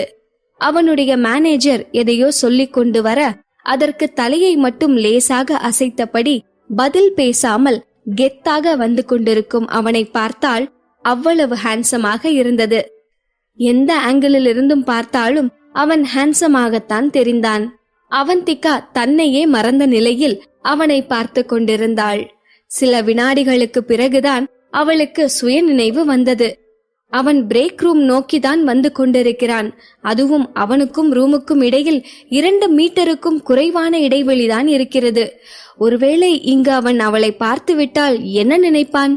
ரேஷ்மி வற்புறுத்தலால் தான் அவள் இந்த ரூமிற்கு ஃபர்ஸ்ட் எய்ட் செய்து கொள்ள வந்திருக்கிறாள். ஆனால் அவனோ அவன் செல்லும் இடத்திற்கெல்லாம் ஃபாலோ பண்ணி கொண்டு வந்து அவனை தொந்தரவு செய்ய முயற்சி செய்கிறாள் என்று நினைத்து விடுவானோ? அவனை பார்க்காமல் எப்படியாவது அவாய்ட் செய்தாக வேண்டும் என்று அங்கிருந்த ரெஸ்ட் ரூமிற்குள் உடனடியாக போய் ஒளிந்து கொண்டாள் அவந்திகா. அவள் ரெஸ்ட் ரூமிற்குள் சென்று கதவை மூடவும் அவன் பிரேக் ரூமின் கதவை திறக்கவும் சரியாக இருந்தது. அவனின் காலடி சத்தத்தை வைத்து அவன் தனியாகத்தான் ரூமிற்குள் இருக்கிறான் என்பது அவந்திகாவிற்கு புரிந்தது. அரவிந்த் எதற்கு பிரேக் ரூமிற்கு வந்திருக்கிறான்? ஒருவேளை அவந்திகா அங்கு இருப்பது தெரிந்து கொண்டு அவளை பார்ப்பதற்காக வந்திருக்கிறானோ என்று கூட அவளுக்கு தோன்றியது. அவள் இப்படி யோசித்துக் கொண்டிருக்கும் போதே கதவு மீண்டும் திறக்கும் சத்தம் கேட்டது. கதவை திறந்து கொண்டு உள்ளே வரும் காலடி சத்தமானது ஹை ஹீல்ஸ் போட்டுக்கொண்டு நடக்கும் பெண்ணின் காலடி சத்தமாக இருந்தது. இப்பொழுது கதவை மூடும் சத்தம் கேட்டது. ஷூட்டிங் நடக்கும் இடத்தில் இத்தனை பேர் வேலை செய்து கொண்டிருக்கையில் எந்த கிசுகிசு பற்றியும் கவலைப்படாமல் இவர்கள் இருவரும் கதவை சாத்திக் கொண்டு என்ன செய்கிறார்கள்? ஒருவேளை இவர்களுக்குள் நெருக்கமாக ஏதாவது நடக்கப் போகிறதா? அவந்திகா அவள் காதுகளை கதவருகில் வைத்துக் கொண்டு ரேஷ்மி பேசுவதை கவனமாக கேட்க ஆரம்பித்தாள். அரவிந்த், என் மனசுல இருக்கிறத உங்ககிட்ட சொல்ல எனக்கு ஒரு வாய்ப்பு கிடைச்சிருக்கு. இந்த வாய்ப்பை நான் மிஸ் பண்ண விரும்பல. இவ்ளோ நாளா இத உங்ககிட்ட சொல்லணும்னு தான் காத்துட்டு இருந்தேன். இன்னைக்கு என்ன நடந்தாலும் சரி, உங்ககிட்ட இத பத்தி சொல்லியே ஆகணும். அரவிந்த், உன்னை எனக்கு ரொம்ப பிடிச்சிருக்கு. நான் உன்னை விரும்புறேன் என்று ரேஷ்மி கூறிக்கொண்டிருப்பதை கேட்டதும் அவந்திகாவிற்கு திகைப்பாக இருந்தது. இவர்கள் அவர்களின் காதலை சொல்லிக் கொள்ளத்தான் இத்தனை மெனக்கெட்டு இந்த ரூமிற்கு வந்தார்களா? அவர்களின் உறவு சரியானதுதானா? அவந்திகா மெல்ல கதவை கொஞ்சமாக திறந்து கொண்டு அந்த கேப்பில் எட்டி பார்த்தாள். அங்கு ரேஷ்மி அரவிந்த் அருகில் நின்று கொண்டிருந்தாள். அரவிந்த் கேஷுவலாக அமர்ந்திருந்தான். அவன் முகம் வழக்கம் போல எந்த உணர்வையும் வெளிக்காட்டாமல் இருந்தது. அவன் கண்களோ அவந்திகாவை பார்ப்பது போலவே இருக்கவும் பயத்தில் கதவை வேகமாக மூடினாள். அந்த சத்தத்தை கேட்டு ரேஷ்மி சுதாரித்து கொண்டு, யாரது என்று கடினமான குரலில் கத்தினாள். அவந்திகாவிற்கு அவள் கைகளையே துண்டு துண்டாக நறுக்க வேண்டும் போல் இருந்தது. எதற்காக அவள் கதவை திறந்தாள்? அவன் முகத்தில் இருக்கும் ரியாக்ஷனை பார்த்தே ஆக வேண்டுமா? ஆர்வ கோளாறில் கதவை திறந்து கொண்டு ஆபத்தில் அல்லவா இப்பொழுது மாட்டிக்கொண்டாள். ஏற்கனவே வாஷ்ரூமில் யாரோ இருப்பதை அரவிந்த் அறிந்து விட்டான். அது அவள்தான் என்று தெரிந்தால் அவன் என்ன செய்வானோ என்று பீதியில் தவித்து கொண்டிருந்தாள் அவந்திகா. யார் வாஷ்ரூம்ல இருக்கிறது? வெளியில வாங்க என்று மிரட்டும் தொனியில் ரேஷ்மி அழைக்கவும் மெதுவாக கதவை திறந்து எட்டி பார்த்தாள் அவந்திகா. அப்படியே காற்றோடு கரைந்து அவர்களின் கண்களுக்கு தெரியாமல் போய்விட மாட்டோமா என்று மனதில் வேண்டிக் கொண்டபடியே வெளியே வந்தாள். ரேஷ்மி மேடம், அரவிந்த் சார், நான் இதோ இப்போ வெளியில போயிடுறேன், நீங்க பேசுங்க என்று அவந்திகா பயந்தபடியே உதறலோடு கூறினாள். நில்லு, இவ்ளோ நேரமா நான் பேசினதெல்லாம் கேட்டுட்டியா என்று சந்தேகத்தோடு ரேஷ்மி கேட்கவும், இல்ல மேடம், டோன்ட் வரி, நீங்க பேசினது எதுவும் எனக்கு கேட்கல என்று அவந்திகா கூறவும், எனக்கு நம்பிக்கை இல்ல, எனக்கு இப்பவும் சந்தேகமா தான் இருக்கு. சோ இப்ப நான் என்ன செய்கிறது என்று கோபமாக ரேஷ்மி கூறியதை கேட்டு என்ன செய்வதென்று புரியாமல் பதறி போனாள் அவந்திகா. இப்பொழுது என்ன செய்து அவளுக்கு நிரூபிக்க முடியும்? ரேஷ்மியின் எண்ணம் என்ன என்பது புரியாமல் நின்று கொண்டிருந்தாள் அவந்திகா. உன் பேக்கை ஓபன் பண்ணி காட்டு, அதுல ரெக்கார்டிங் டிவைஸ் இருக்கான்னு நான் பார்க்கணும் என்று அதட்டலாக ரேஷ்மி கூறவும் அவந்திகாவிற்கு இன்னும் குழப்பமாக இருந்தது. தனது அதட்டலுக்கு பணியாதவளாய் நின்று கொண்டிருந்தவளை பார்த்ததும் ரேஷ்மிக்கு கோபம் அதிகமானது. ஒருவேளை நீ எனக்கு பயப்படாம இருக்கலாம், ஆனா கிரேட் ஆக்டர் அரவிந்த் மேல கூடவா பயம் இல்லாம போகும் என்று ரேஷ்மி கூறியதும் அவந்திகா மெதுவாக அரவிந்தை பார்த்தாள். தனக்கும் அவனுக்கும் இருக்கும் ரிலேஷன்ஷிப்பை நினைத்து பார்த்தாவது அவன் தனக்கு உதவி செய்வான் என்று அவந்திகா நம்பினாள். ஆனால் அவனோ இங்கு நடப்பதற்கும் தனக்கும் சம்பந்தமே இல்லாதது போல காற்றை வேடிக்கை பார்த்து கொண்டிருந்தான். அவர்கள் பேசிக்கொண்டது எதுவுமே அவன் காதில் விழாதது போல எந்த உணர்வுமே வெளிக்காட்டாமல் அமர்ந்து கொண்டிருந்தான். முதலில் அவள் ரேஷ்மியின் அதட்டலுக்கு அடிபணிய கூடாதென்றுதான் நினைத்தாள். ஆனால் பிறகுதான் அங்கு அவளது சூழ்நிலை என்ன என்பதை யோசித்தவளாய் தன் பையை திறந்து அதில் இருந்த பொருட்களை எல்லாம் டேபிளின் மீது கொட்டினாள். ரேஷ்மி டேபிளின் மீது இருந்த பொருட்களை எல்லாம் செக் செய்து அதில் சந்தேகப்படும்படியாக எதுவும் இல்லை என்பதை உறுதி செய்து கொண்ட பிறகு அந்த பொருட்களை பேக்கில் எடுத்து போட்டுக்கொண்ட அவந்திகா, உங்க சந்தேகம் தீர்ந்ததா, இப்ப நான் போகலாமா என்று தன் மேல் எந்த தவறும் இல்லை என்பதை நிரூபித்த தைரியத்தில் கேட்டாள். ரேஷ்மியோ அரவிந்தின் முகத்தை பார்த்தாள். ஆனால் அவன் முகமோ எந்த எமோஷனையும் வெளிக்காட்டாமல் இருந்தது.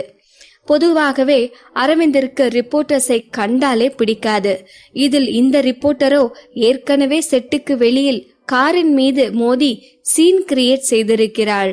அப்படி இருந்தும் அவளை உள்ளே அழைத்து அவள் காயத்திற்கு மருந்து போட சொல்லி செர்வன்ட்டிடம் சொல்லி இருக்கிறான் என்றால் அவள் மீது அவனுக்கு அப்படி என்ன தனி பிரியம் இருக்கிறது? அரவிந்த் அப்படி ஒன்றும் யார் மீதும் அக்கறை காட்டுபவன் இல்லையே என்று ரேஷ்மிக்கு குழப்பமாக இருந்தது.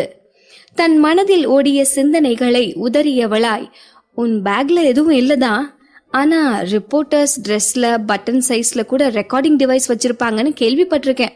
சோ உன்னோட ட்ரெஸ்ஸ கழட்டி காட்டி உன் மேல எந்த தப்பும் இல்ல, நீ இன்னசென்ட் தான் ப்ரூவ் பண்ணிட்டு அப்புறம் இங்கிருந்து கிளம்பு என்று ரேஷ்மி கூறியதும் அவள் கூறியதை கேட்டு அதிர்ச்சி அடைந்தாள் அவந்திகா. என்னது, ட்ரெஸ்ஸ செக் பண்ணணுமா? நீங்க பண்றது ரொம்ப தப்பு மேடம், இது இல்லீகல் என்று கொந்தளித்தாள் அவந்திகா. இல்லீகலா? அப்படின்னா இங்கிருந்து வெளியில போனதும் எங்க மேல கம்ப்ளைண்ட் கொடு, இப்போ உன் ட்ரெஸ்ஸ கழட்டு என்று ரேஷ்மியோ திமிராக கூறினாள். இதை கேட்டதும் அவந்திகாவின் கோபம் இன்னும் அதிகமானது. அவள் அரவிந்தை பார்த்தாள். அவன் நிச்சயம் இந்த அநியாயத்தை தடுத்து நிறுத்துவான் என்று அவளுக்கு தோன்றியது.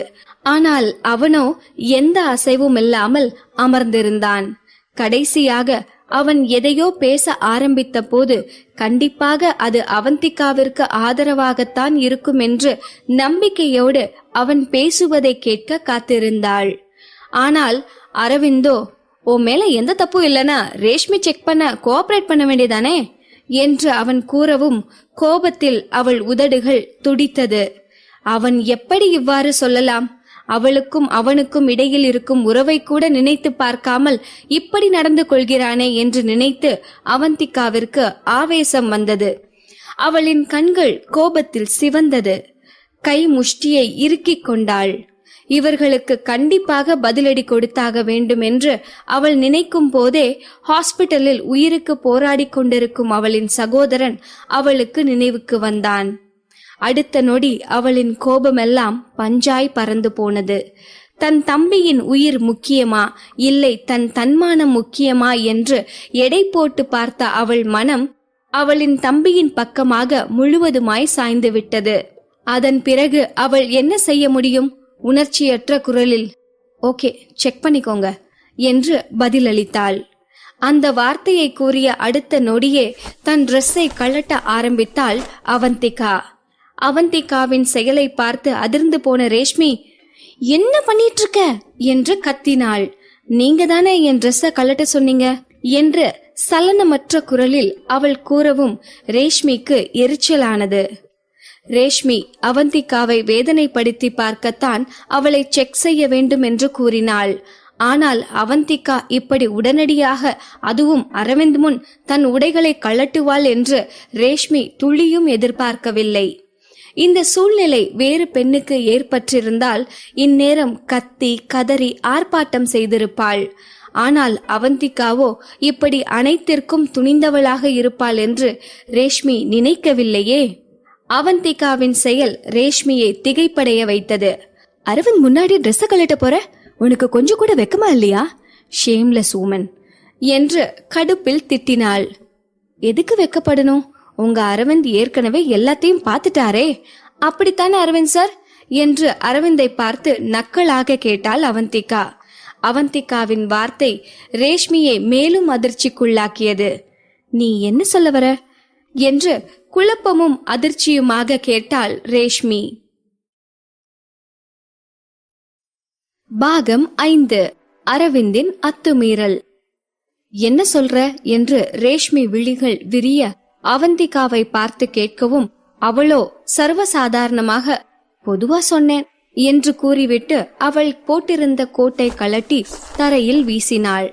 அந்த கோட்டை கை காட்டி இதை செக் பண்ணிக்கோங்க என்று அலட்சியமாக கூறினாள். அதற்கடுத்ததாக இதையும் செக் பண்ணிக்கோங்க என்று ஸ்லீவ்லெஸ் இன்னர் டாப்போடு நின்றாள். அந்த இன்னர் டாப்பையும் கழட்டி விட்டால் அடுத்தது இன்னர்வேர் மட்டும்தான் மிச்சமாக இருக்கும். அவளது ஜீன்ஸும் ஸ்லீவ்லெஸ் இன்னர் டாப்ஸும் அவளின் உடல் நெளிவு சுழிவுகளை ரம்யமாக காட்டிக் கொண்டிருந்தது. அதை கண் கொட்டாமல் பார்த்து கொண்டிருந்தாள் ரேஷ்மி. அவளின் உடல் அமைப்பு ஹீரோயினுக்கு ஏற்ற நெளிவு சுழிவுகளோடு இருந்ததை பார்த்ததும் ரேஷ்மிக்கு அவளையும் அறியாமல் உள்ளுக்குள் அவந்திகாவின் மீது பொறாமை ஏற்பட்டது. சிலருக்குத்தான் இயற்கையே இப்படி ஒட்டுமொத்த அழகையும் பாரபட்சமில்லாமல் அள்ளி வழங்கியிருக்கும். அந்த சிலரில் அவந்திகாவும் ஒருத்தியாய் இருப்பதை பார்க்கும்போது யாருக்காயிருந்தாலும் பொறாமை வரத்தானே செய்யும். அவளின் கைகளிலும் கழுத்திலும் குளிர்ந்த காற்று பட்டு அவளை நடுங்க செய்தது. ஏற்கனவே அந்த சூழ்நிலை அவள் உடலை சில்லிட வைத்திருந்தது.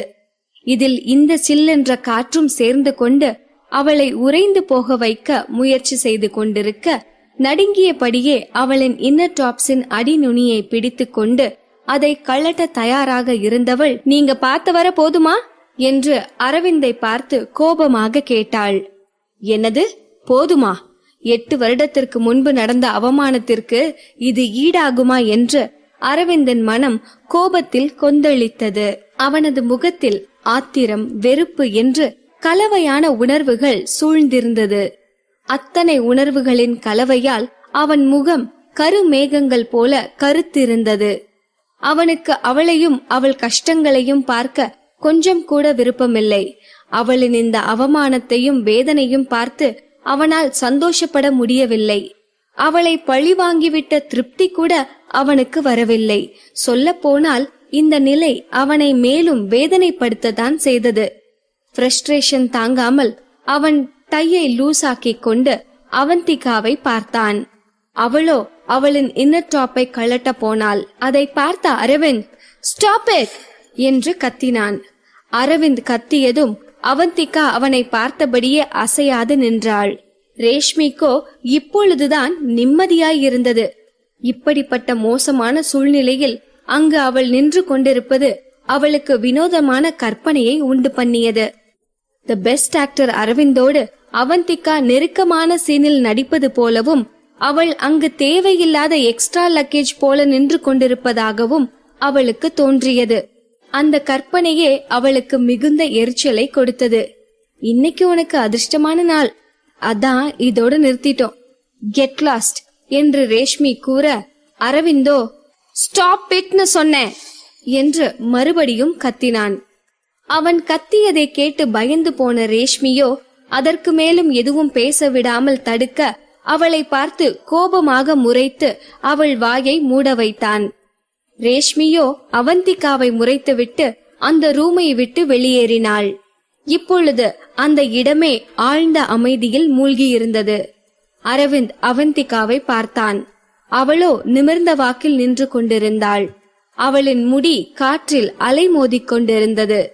அலை மோதும் அவளது கருப்பு கூந்தலும் பளபளக்கும் வெள்ளை நிற ஸ்கின்னும் பார்ப்பதற்கே பரவசத்தை தருவதாக இருந்தது. ஜன்னல் வழியாக வீசிய குளிர்ந்த காற்றால் அவளின் உடல் சிறிது நடுங்கியது. அதை பார்த்ததும் அரவிந்த் மனம் கொஞ்சம் இறங்கியது. அவன் மனதுக்குள் உண்டான மாற்றத்தை உணர்ந்ததும் தன் எண்ணத்தை மாற்றிக்கொண்டு மீண்டும் பழைய மனநிலைக்கே தன்னை கொண்டு வந்தான். இதற்கு மேலும் அவனால் அவன் எரிச்சலை கட்டுப்படுத்திக் கொள்ள முடியாது என்று அவனுக்கு தோன்றியது. கோபத்தோடு திரும்பி நின்று வேறெதையோ வெறித்து பார்த்து கொண்டிருந்தான். அவனின் தோற்றம் அவளை விட அவனை பெரியவனாக காட்டியது. அவன் நிழலில் அவள் மறைந்து விடுவது போல் அவளுக்கு தோன்றவும் அவந்திகாவிற்கோ கோபம் வந்தது. உங்களுக்கு இன்னும் திருப்தி ஆகலையா என்று கோபத்தோடு அவனை பார்த்து கேட்டாள். நேற்று அவன் அவளிடம் எவ்வளவு மோசமாக நடந்து கொண்டான் என்பது அவளுக்கு நினைவுக்கு வந்தது. அதையெல்லாம் மறந்துவிடத்தான் நினைத்திருந்தாள். ஆனால் அவனோ இத்தனை தூரம் அவளை அவமானப்படுத்திய பிறகு அவளால் கேட்காமல் இருக்க முடியவில்லை. அவளின் கேள்வியால் திரும்பியவன் அவளை கூர்ந்து பார்த்து புன்னகைத்தான். அந்த புன்னகையில் ஆபத்து மட்டுமே ஒளிந்திருந்தது. அந்த ரூமை விட்டு வெளியே போக கதவருகே சென்றவன் அவளின் கேள்வியால் திரும்ப வந்து அந்த அறையில் திறந்திருந்த ஒற்றை ஜன்னலையும் மூடிவிட்டு அவள் அருகே வந்தான். இப்பொழுது அந்த அறையே வெளிச்சமின்றி இருந்தது. அவந்திகா கண்களை மேலும் கூர்மையாக்கிக் கொண்டு பார்த்தாள். அவன் அவளின் அருகே மிக அருகே நெருங்கியிருந்தான். அதை பார்த்ததும் அவளின் பின்னங்கழுத்து சில்லிட்டது. அவளது உதடுகள் நடுங்கியது. என்ன பண்றீங்க என்று தடுமாறியபடியே கேட்டாள். அப்புறம் எப்படி எனக்கு திருப்திதானான்னு தெரிஞ்சுக்கிறது என்று வன்மத்தோடு கேட்டான் அரவிந்த். குளிர்ந்த காற்று அவளின் உடலின் மீது பரவி அவளின் எலும்பு வரை ஊடுருவி சில்லிட வைத்தது. இந்த சூழ்நிலை அவளை பைத்தியமாக்கியது. அவன் தன்னை என்ன செய்ய நினைக்கின்றான்? இது படப்பிடிப்பு தளம். இங்கு வைத்து அவன் என்னை அடைய நினைக்கிறானோ என்றெல்லாம் ஏதேதோ கற்பனை செய்து கொண்டு பயந்தபடி நின்று கொண்டிருந்தாள் அவந்திகா. அவள் உடனடியாக குனிந்து அருகில் இருந்த அவளது டாப்பை வேகமாக எடுத்து போட போனாள். ஆனால் அவள் அதை அணிவதற்குள் அவனின் வலிமையான கைகள் அவளின் இடுப்பை இறுக்கமாக பிடித்து இழுத்து வேகமாக சோஃபாவில் தள்ளியது. அவனின் ஸ்பரிசம் அவளுக்கு மிக அருகில் நெருக்கமாக அவளை சிறைப்பிடித்தது. அரவிந்த், நோ என்று கெஞ்சினாள். அவனின் இந்த திடீர் தாக்குதல் அவளின் வலியை அதிகமாக்கியது. கை முஷ்டியை இறுக்கமாக பிடித்து கொண்டாள். ஒவ்வொரு நொடியும் ஒரு யுகம் போல் தோன்றியது. அவன் நினைத்ததை செய்து முடித்துவிட்ட திருப்தி அவன் முகத்தில் தெரிந்தது. அவள் சோஃபாவில் கிடக்க அவன் அவளுக்கு அருகில் அவளின் முகத்தருகே குனிந்து நின்றான். அவன் வாயிலிருந்து வரும் ஒவ்வொரு வார்த்தையும் விஷம் போல் அவள் மீது பாய்ந்தது. இப்ப சொல்றேன், எனக்கு முழு திருப்தி தான். ஆனா அது உன்னோட உடம்போட மட்டும்தான். அவனின் இந்த வார்த்தை அவளின் மனதை முழுதாய் நொறுக்கியது. ஏற்கனவே அவன் செயலே அதை உணர்த்தி இருந்தாலும் வாய் வார்த்தையாக அவன் இப்படி நேரடியாக சொன்னது அவள் மனதை வெகுவாக காயப்படுத்தியது. நாய் கடிச்சா அதை திருப்பி கடிக்கணும்னு இல்ல, பொறுத்துக்கோ என்று தனக்கு தானே திரும்ப திரும்ப கூறிக்கொண்டாள். அவளை நினைத்து அவளுக்கே மிகுந்த வேதனையாக இருந்தது. அவனோ டிப்டாப்பாக உடை அணிந்து கொண்டு அவள் முன் நிற்கின்றான். அவளோ இப்படி அரைக்குறை ஆடையோடு பரிதாபமாக கிடக்கிறாள். இந்த நொடியே அவன் டிரெஸ்ஸை கழட்ட கூட அவன் தயங்க மாட்டான். அப்படிப்பட்ட இவன் எப்படி தன்னை இவ்வளவு உயர்வாக நினைத்து கொள்கிறான்? இதில் சிறந்த நடிகர் என்கின்ற பட்டம் வேற இவனுக்கு என்று அவள் மனம் அவனை திட்டி தீர்த்தது. அவள் மெதுவாக எழுந்து அமர்ந்தாள். அவனோ வாஷ்ரூமை நோக்கி சென்று கொண்டிருந்தான். கோபத்தை அடக்க முடியாமல், ஆனா எனக்கு சாட்டிஸ்பாக்சன் இல்லையே என்று கேலியாக கூறினாள். அவளின் இந்த வார்த்தைகளை கேட்டதும் அரவிந்த் திரும்பி அவளை பார்த்தான். உங்களுக்கு நிறைய கேர்ள் ஃப்ரெண்ட்ஸ் இருப்பாங்களோ? அவங்க யாரும் பொண்ணுங்க கிட்ட எப்படி நடந்துக்கணும்னு உங்களுக்கு சொல்லி தரலையா என்று அவள் ஏளனமாக கேட்ட விதம் அவன் கோபத்தை மேலும் அதிகப்படுத்தியது. பணத்துக்காக உடம்ப விக்கிற உனக்கு அதெல்லாம் அவசியமா என்று அவன் கடுமையாக பதிலளிக்க அவளின் முகம் வேதனையிலும் அவமானத்திலும் இருண்டு போனது. சோ அவன் அவளை இந்த அளவுக்குத்தான் நினைத்து கொண்டிருக்கிறான். இவ்வளவு கேவலமாகத்தான் அவளை எடை போட்டிருக்கிறான். இதனால்தான் இவ்வளவு மோசமாக அவளை நடத்துகிறான். அவளின் சூழ்நிலை அவளை நெருக்காமல் இருந்திருந்தால் இந்த அளவுக்கு அவள் வந்திருப்பாளா? இவனின் பணத்திற்காக இந்த டீலை தான் ஏற்றுக்கொண்டிருப்பாளா? எப்படி அவன் இப்படி ஒரு வார்த்தை தன்னை பார்த்து கூறலாம் என்று அவந்திகாவின் மனம் தரையில் தவறி விழுந்த மீனை போல துடிதுடித்தது. அவன் வாஷ்ரூமுக்கு செல்லும் போது அவன் முகமானது அவனுக்கு அவள் மீதான ஏளனத்தை வெளிப்படுத்தியது. வாஷ்ரூமை விட்டு வெளியே வந்ததும் அவனின் முகம் முன்னிருந்த மனநிலைக்கு நேரெதிராக இருந்தது. இத்தனை நேரம் ஒரு பெண்ணை இப்படியெல்லாம் வேதனைப்படுத்தி விட்டோமே என்கின்ற குற்ற உணர்ச்சி துளி அளவும் இல்லாமல் இன்னமும் கிரேட் ஆக்டர் என்கிற கம்பீரம்தான் அவன் முகத்தில் தெரிந்தது. எந்தவித சலனமும் இல்லாமல் அவளை ஒரு பார்வை பார்த்துவிட்டு அங்கிருந்து கதவை நோக்கி சென்றான். திடீரென்று கதவருகே நின்றவன் திரும்பாமல், "ஒன்ன மாதிரி பொண்ணெல்லாம் நரகத்துக்கு தான் அனுப்பணும்" என்று கூறிவிட்டு கதவை திறந்து கொண்டு அந்த அறையை விட்டு வெளியேறினாள். அந்த இருளில் அவனை தெளிவாக பார்க்க முடியாவிட்டாலும் அமைதியான குரலில் அவன் கூறிய வார்த்தைகள் அவளை மேலும் வேதனைப்படுத்தியது. "என்ன மாதிரி பொண்ணுங்களா? நான் என்ன தப்பு செஞ்சிட்டேன்? நரகத்துக்கு போற அளவுக்கு நான் என்ன பாவம் செஞ்சிட்டேன்?" என்று குழம்பியவளின் மனம் கோபத்தால் நிறைந்திருந்தது. இத்தனை நேரம் அவன்தான் அவளை அவமானப்படுத்தினான். மகாபாரதத்தில் திரௌபதியை துகிலுரித்த போது மற்றவர்கள் வேடிக்கை பார்த்தது போல் ரேஷ்மி அவளை உடைகளை களையச் சொன்ன போது கூட வேடிக்கை பார்த்து கொண்டிருந்தவன் அவன்தான். இத்தனைக்கும் மேலாக அவளை கேவலமாக நடத்திவிட்டு பணத்திற்காக வந்தவள்தானே என்று மோசமான வார்த்தைகளால் அவள் மீது நெருப்பை அள்ளி கொட்டியவனும் அவன்தான். அப்படி இருக்க அவன் அவந்திகாவை பார்த்து நரகத்திற்குத்தான் போவாய் என்று சொல்வதெல்லாம் கொஞ்சம் கூட நியாயமில்லையே. பணம் இருக்கிறதால மத்தவங்கள பத்தி என்ன வேணா பேசலான்னு நினைக்கிறான் என்று அவனை மனதிற்குள் திட்டிக் கொண்டாள். இந்த நிலை அவளை பைத்தியமாக்கிவிடும் போல் இருந்தது. முதலில் இங்கிருந்து கிளம்ப வேண்டும், எவ்வளவு சீக்கிரத்தில் முடியுமோ அவ்வளவு சீக்கிரம் கிளம்பியாக வேண்டும் என்று நினைத்தபடி அவள் உடைகளை போட்டுக் கொண்டாள். ஒரு நிமிடம் கண்களை மூடிக்கொண்டு தன் மனநிலையை சரி செய்து கொண்டவள் கதவை திறந்து அந்த ரூமை விட்டு வெளியே வந்தாள். அந்த ரூமின் கதவருகில் நின்று கொண்டிருந்த அரவிந்தின் மேனேஜர் அவள் நேராக நின்றபடி, "பிலிம் செட் விட்டு வெளியே போக நான் உதவி செய்யட்டுமா?" என்று கேட்டான். திடீரென்று அந்த இடத்தில் அரவிந்தின் மேனேஜரை பார்த்ததும் பதறி போனவள் அவளின் பதற்றத்தை அவனுக்கு காட்டிவிடக் கூடாதென்று தலையை குனிந்து கொண்டாள். அவனுக்கு பின்னால் நெருக்கமாக நடந்தபடியே அவன் முகத்தை எட்டி பார்த்தாள். அவளின் மனதில் பல கேள்விகள் ஓடிக்கொண்டிருந்தது. அரவிந்தின் மேனேஜர் இவ்வளவு நேரமாக ரூமிற்கு வெளியேதான் நின்று கொண்டிருந்தானா?